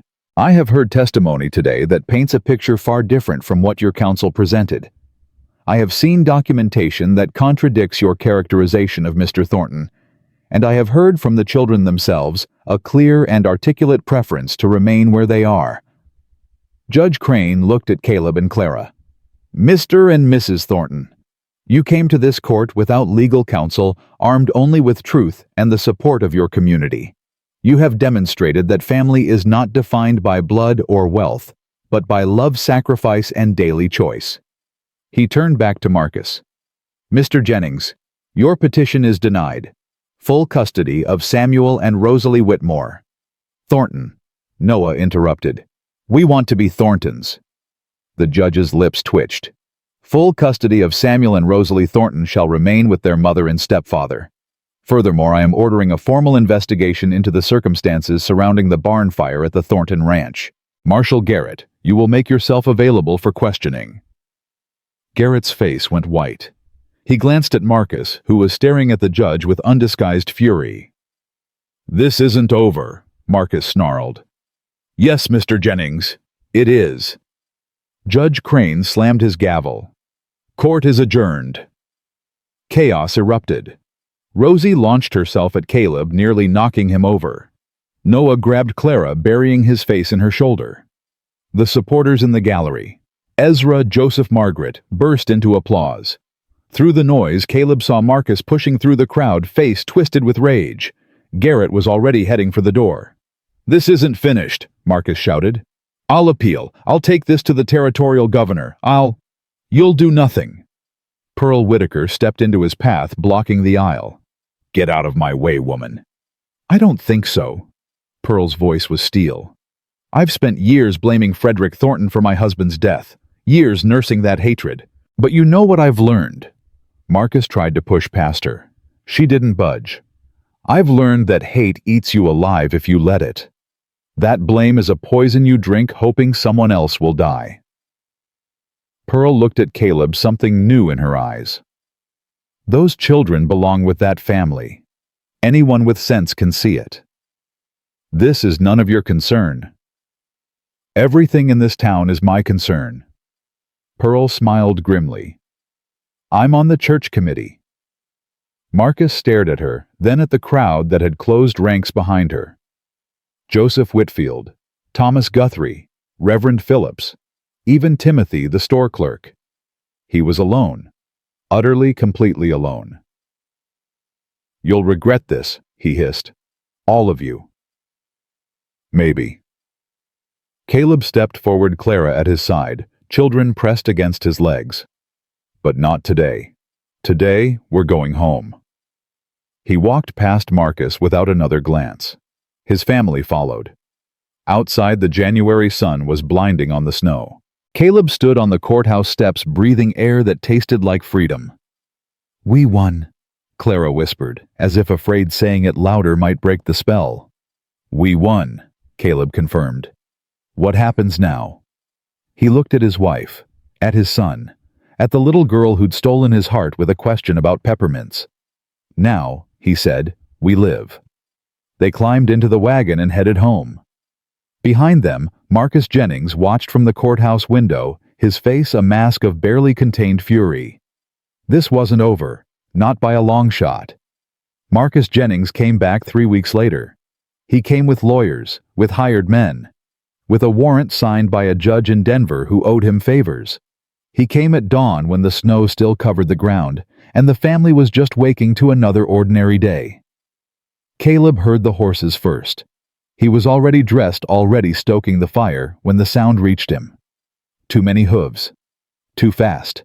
He grabbed the rifle from above the mantel, the one he'd sworn never to touch again, and stepped onto the porch. 6 riders.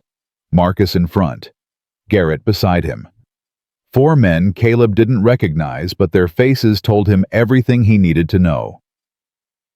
Frederick Thornton. Marcus's voice carried across the frozen yard. I have a warrant for your arrest. Kidnapping. Unlawful imprisonment of minors. Assault. Those charges are lies. That's for a court to decide. A real court. In Denver, where judges can't be bought by backwoods sympathy. Caleb's grip tightened on the rifle. You're not taking anyone. I have 6 armed men who say otherwise. And I have a Winchester that says you're wrong. The door opened behind him. Clara stepped out, her face pale but determined. Go back inside, Caleb said without turning. No. Clara. I said no. She moved to stand beside him. Whatever happens, we face it together. Remember. Footsteps. Noah appeared on Caleb's other side. I told you to stay with your sister. Rosie's hiding in the cellar, like you taught us. Noah's jaw was set. I ain't hiding. This isn't your fight. It's my family. The boy's voice cracked but held. That makes it my fight. Marcus laughed from his horse. How touching. The whole clan lined up for slaughter. Nobody's getting slaughtered, Caleb said. Except maybe you if you don't turn around. Big words from a man outnumbered 6-1. I've faced worse odds. Have you? Marcus's smile turned cruel. Garrett, take them. The marshal dismounted, hand on his pistol. The other men followed. Caleb raised the rifle. First man who takes a step dies. I might not get all of you, but I'll get enough. Garrett hesitated. He'd seen Caleb fight before, knew what the man was capable of. He's bluffing, Marcus snapped. He won't shoot. He's too soft. Am I? Caleb's voice dropped to something dangerous. Ask Daniel Porter if I'm soft. Oh wait, you can't. Because I put a bullet through his chest when he was 14 years old. Silence fell over the yard. I've killed before Marcus, a child, an innocent boy who didn't deserve to die. You think I'll hesitate to kill men who threaten my family? Marcus's confidence wavered. You'd hang for it. Maybe, but you'd be dead. So would Garrett. So would anyone else who takes another step toward my wife and children. Long seconds passed. The wind picked up, sending snow swirling around the standoff. Then a new voice broke the tension. Lower your weapons. Everyone turned. A wagon was approaching from the road. On the seat sat Judge Solomon Crane, his face thunderous. Beside him rode the territorial marshal, a real one with a badge that glinted in the morning light. What is the meaning of this? Crane demanded, climbing down from the wagon. Your Honor, Marcus started. I wasn't speaking to you. Crane's eyes swept the scene, the armed men, the family on the porch, the warrant clutched in Marcus's hand. Marshal Jennings, you were ordered to appear for questioning regarding the barn fire. Instead, you've gathered a posse and ridden to harass the very family whose property was destroyed. Garrett's face went white. I can explain. You'll explain in a cell. Crane nodded to the territorial marshal. Arrest him. On what charges? Arson, conspiracy, obstruction of justice, Crane pulled a folder from his coat. "We have a witness. One of your hired men decided cooperation was preferable to prosecution." Garrett's eyes darted to Marcus. "You said there wouldn't be any evidence. You promised—" "Shut up," Marcus hissed. "Interesting." Crane turned to Marcus. "It sounds like you were aware of the arson, Mr. Jennings.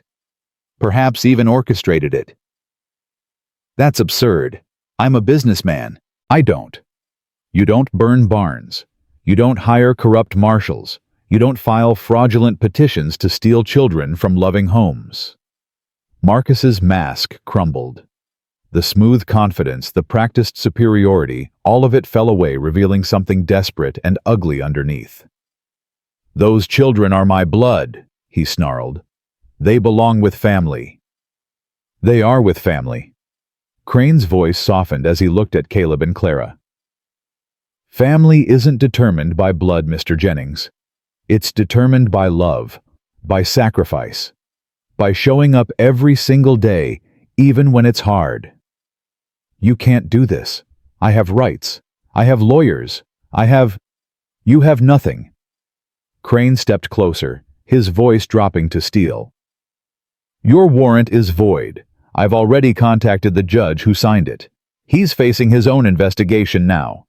Your marshal is under arrest. Your hired men are welcome to try their luck against territorial law, but I wouldn't recommend it." The four strangers exchanged glances. One by one, they holstered their weapons and mounted their horses. "Smart choice," Crane observed. Marcus stood alone now, stripped of his power, his allies, his leverage. His face twisted with impotent rage. "This isn't over." He spat at Caleb. "Yeah, it is." Caleb lowered the rifle. "Go home, Marcus. Go back to Denver and your banks and your empty life. Forget you ever had a brother. Forget you ever had a niece and nephew. Because they don't belong to you. They never did. I'll destroy you. You'll do nothing." Clara stepped forward, her voice cold. "Because if you ever come near my children again, I won't wait for my husband to protect us. I'll put you in the ground myself." Marcus stared at her, at the steel in her eyes, the certainty in her voice. And for the first time, real fear flickered across his face.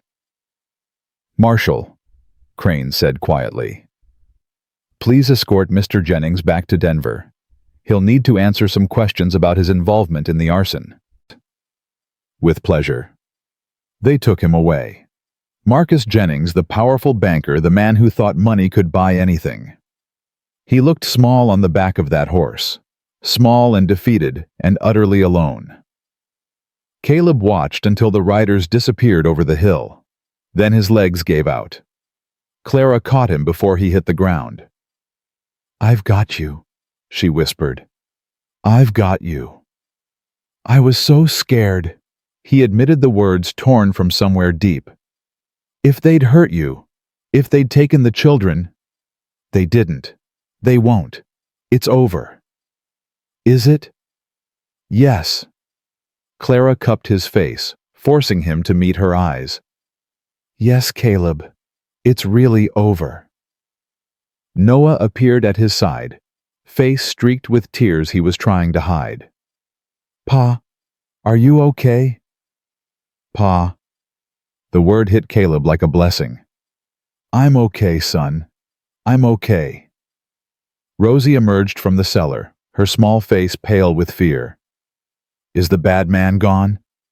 "He's gone, sweetheart. For good this time." "Promise."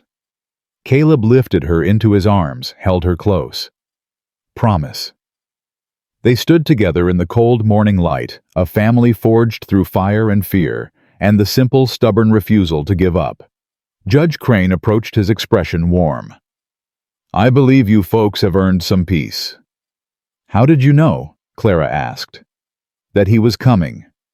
"Mrs. Whitaker." Crane smiled at their surprise. "She rode through the night to warn me. Said she wasn't about to let that snake take those children." Her exact words. Pearl Whitaker, the woman who'd blamed Caleb for her husband's death. who'd spread gossip and made their lives difficult at every turn. "I don't understand," Caleb said. "People change, Mr. Thornton. Sometimes it just takes the right circumstances." Crane tipped his hat. "I'll be in touch regarding the investigation. But for now, go inside. Be with your family. You've earned it." He climbed back into his wagon and drove away. The Thorntons stood alone in the yard, surrounded by footprints in the snow and the echoes of what might have been.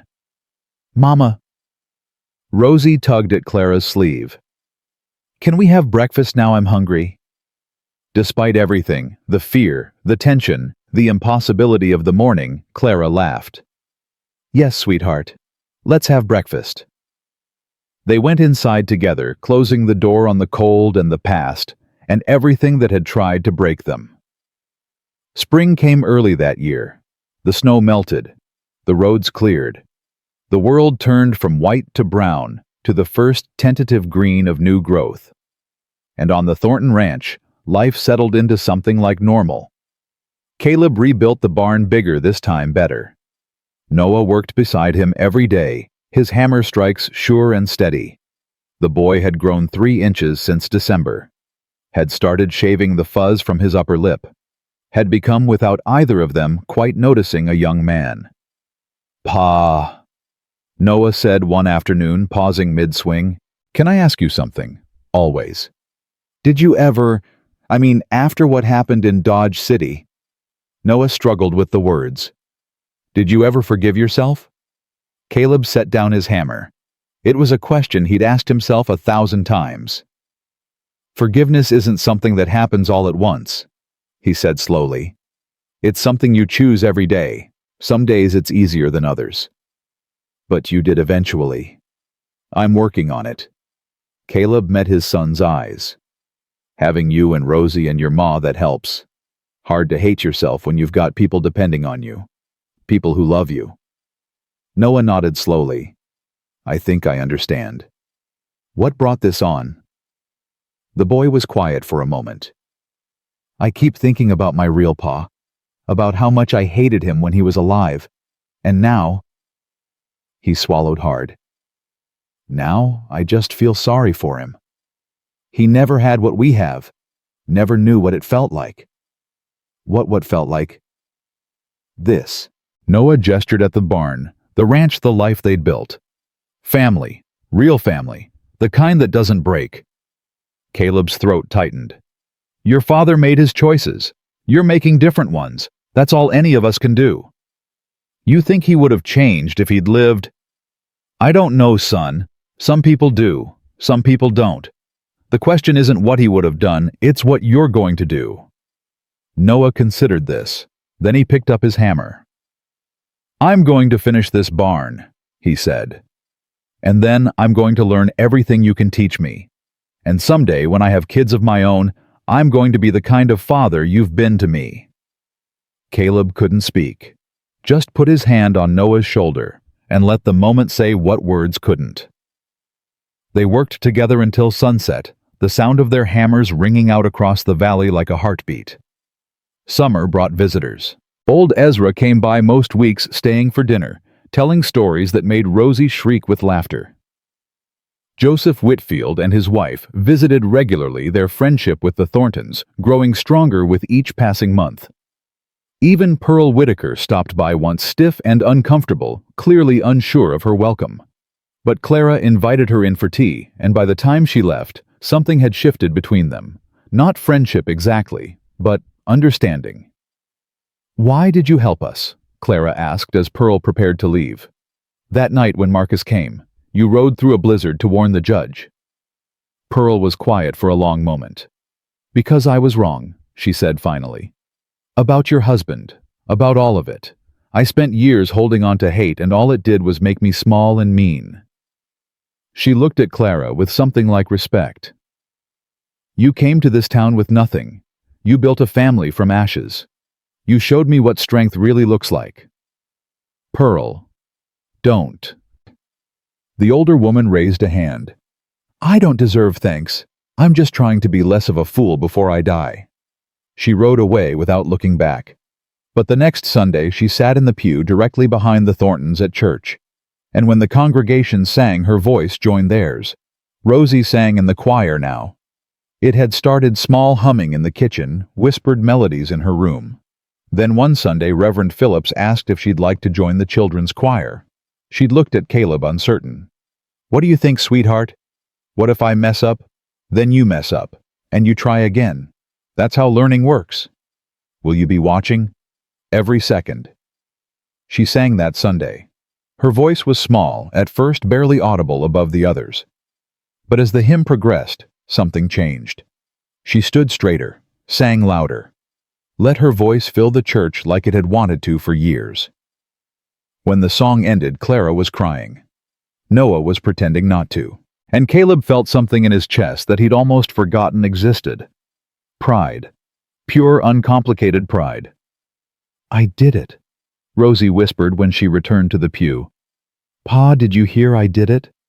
"I heard, sweetheart. You were beautiful. Can I do it again next week?" "You can do it every week for the rest of your life."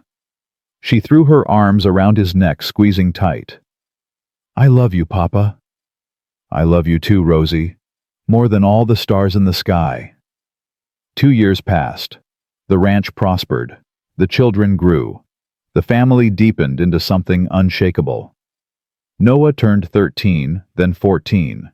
He shot up past Clara's height, past Caleb's shoulder. His voice dropped. His jaw squared. He became the young man he was always meant to be. Rosie turned 8, then 9.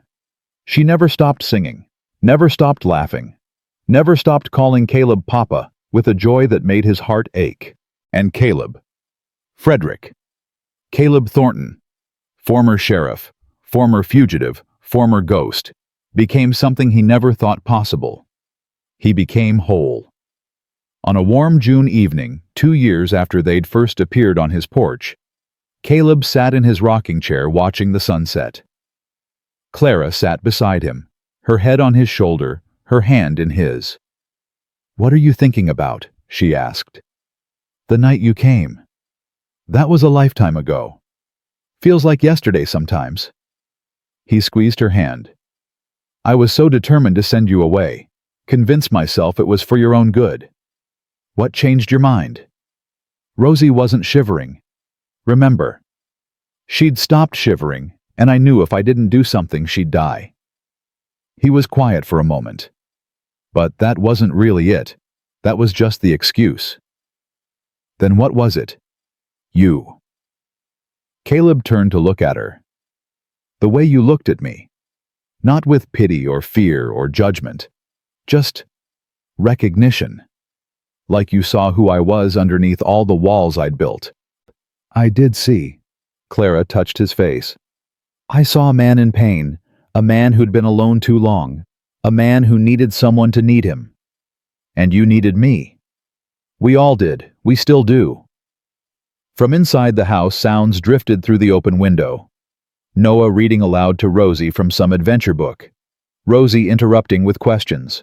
Their laughter tangling together like music. "Listen to that," Clara murmured. "I hear it every night. Never gets old. Do you remember what you said that first morning, when you found out they snored?" Caleb smiled. "Said I'd build them a room if they snored. You built them a lot more than a room." "I didn't build anything." He pulled her closer. "We built it, all of us, together." They sat in comfortable silence, watching the sky turn from gold to pink to purple, watching the stars emerge one by one, like promises being kept. "Caleb." Clara's voice was soft. "I need to tell you something." Something in her tone made him turn. "What is it?" Clara took his hand, placed it on her stomach. Her eyes were bright with tears, and something else, something luminous. "I'm pregnant." The world stopped. "What?" "I'm pregnant. The doctor confirmed it today. I'm going to have a baby." Clara laughed through her tears. "We're going to have a baby." Caleb couldn't breathe, couldn't think, could only stare at his wife, at her hand pressed over his, at the impossible miracle she was telling him. "A baby," he whispered. "Are you happy?" "Happy."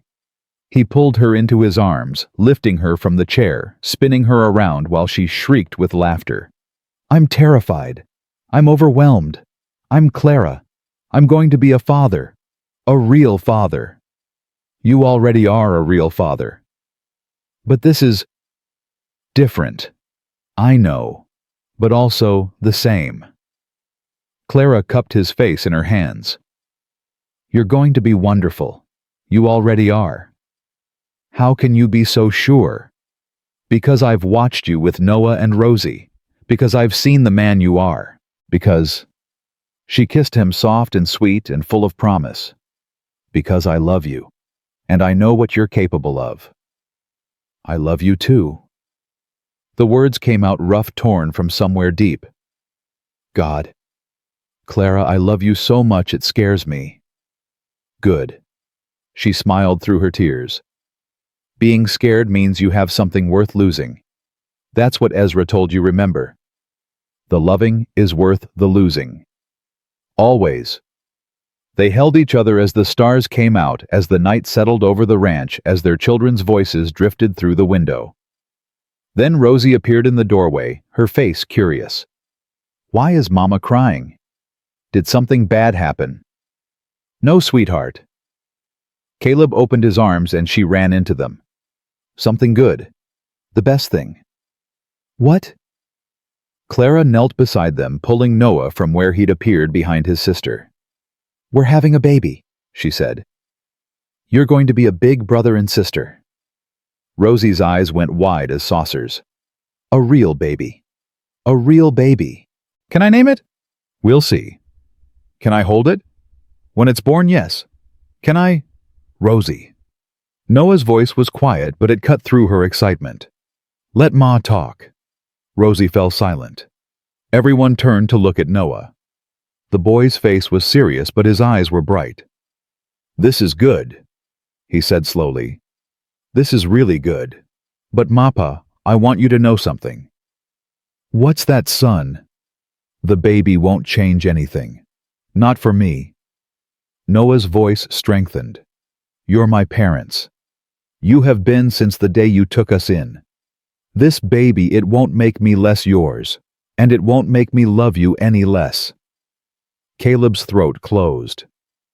"Noah, I just needed you to know, in case you were worried." "We weren't worried." "Good." Noah's serious expression finally cracked into a smile. "Because I'm going to be the best big brother this baby's ever seen. I've been practicing on Rosie." "Hey!" Rosie punched his arm. "What?" "It's true." They dissolved into laughter, all four of them tangled together on the porch, holding on to each other as the stars wheeled overhead. A family. A real family. Built from ashes and hope and the simple, stubborn refusal to give up. That night, after the children were asleep, Caleb made his usual rounds. He checked the fire, tested the door, walked through the silent house, listening to the sounds that had become as familiar as his own heartbeat. Then he stopped at the children's room. The door was open halfway, just like always. Lamplight from the hallway spilled across two beds, Noah in one, Rosie in the other. Both of them sleeping, both of them safe, both of them home. Caleb leaned against the doorframe, watching them breathe. Noah's snore was quieter now, more of a rumble than a roar. But it was still there, still constant, still the sound that had started everything. Rosie had kicked off her blankets again. Caleb moved silently into the room, tucking them back around her. She stirred but didn't wake. "Love you, Papa," she mumbled in her sleep.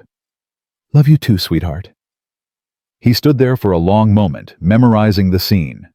The carved names on the doorframe, Noah and Rosie and Caleb and Clara, all of them together. The small wooden star on Rosie's bedside table, the one he'd carved for Christmas. The hammer Noah had started keeping beside his bed, ready to help build whatever came next. This room, this family, this life. He'd built it from nothing. From a cold morning and 3 strangers on a porch. From grief and guilt and the desperate need to be something more than his worst mistake. And now, impossibly, it was his. Clara found him there, still watching. "Come to bed," she whispered, slipping her hand into his. "In a minute."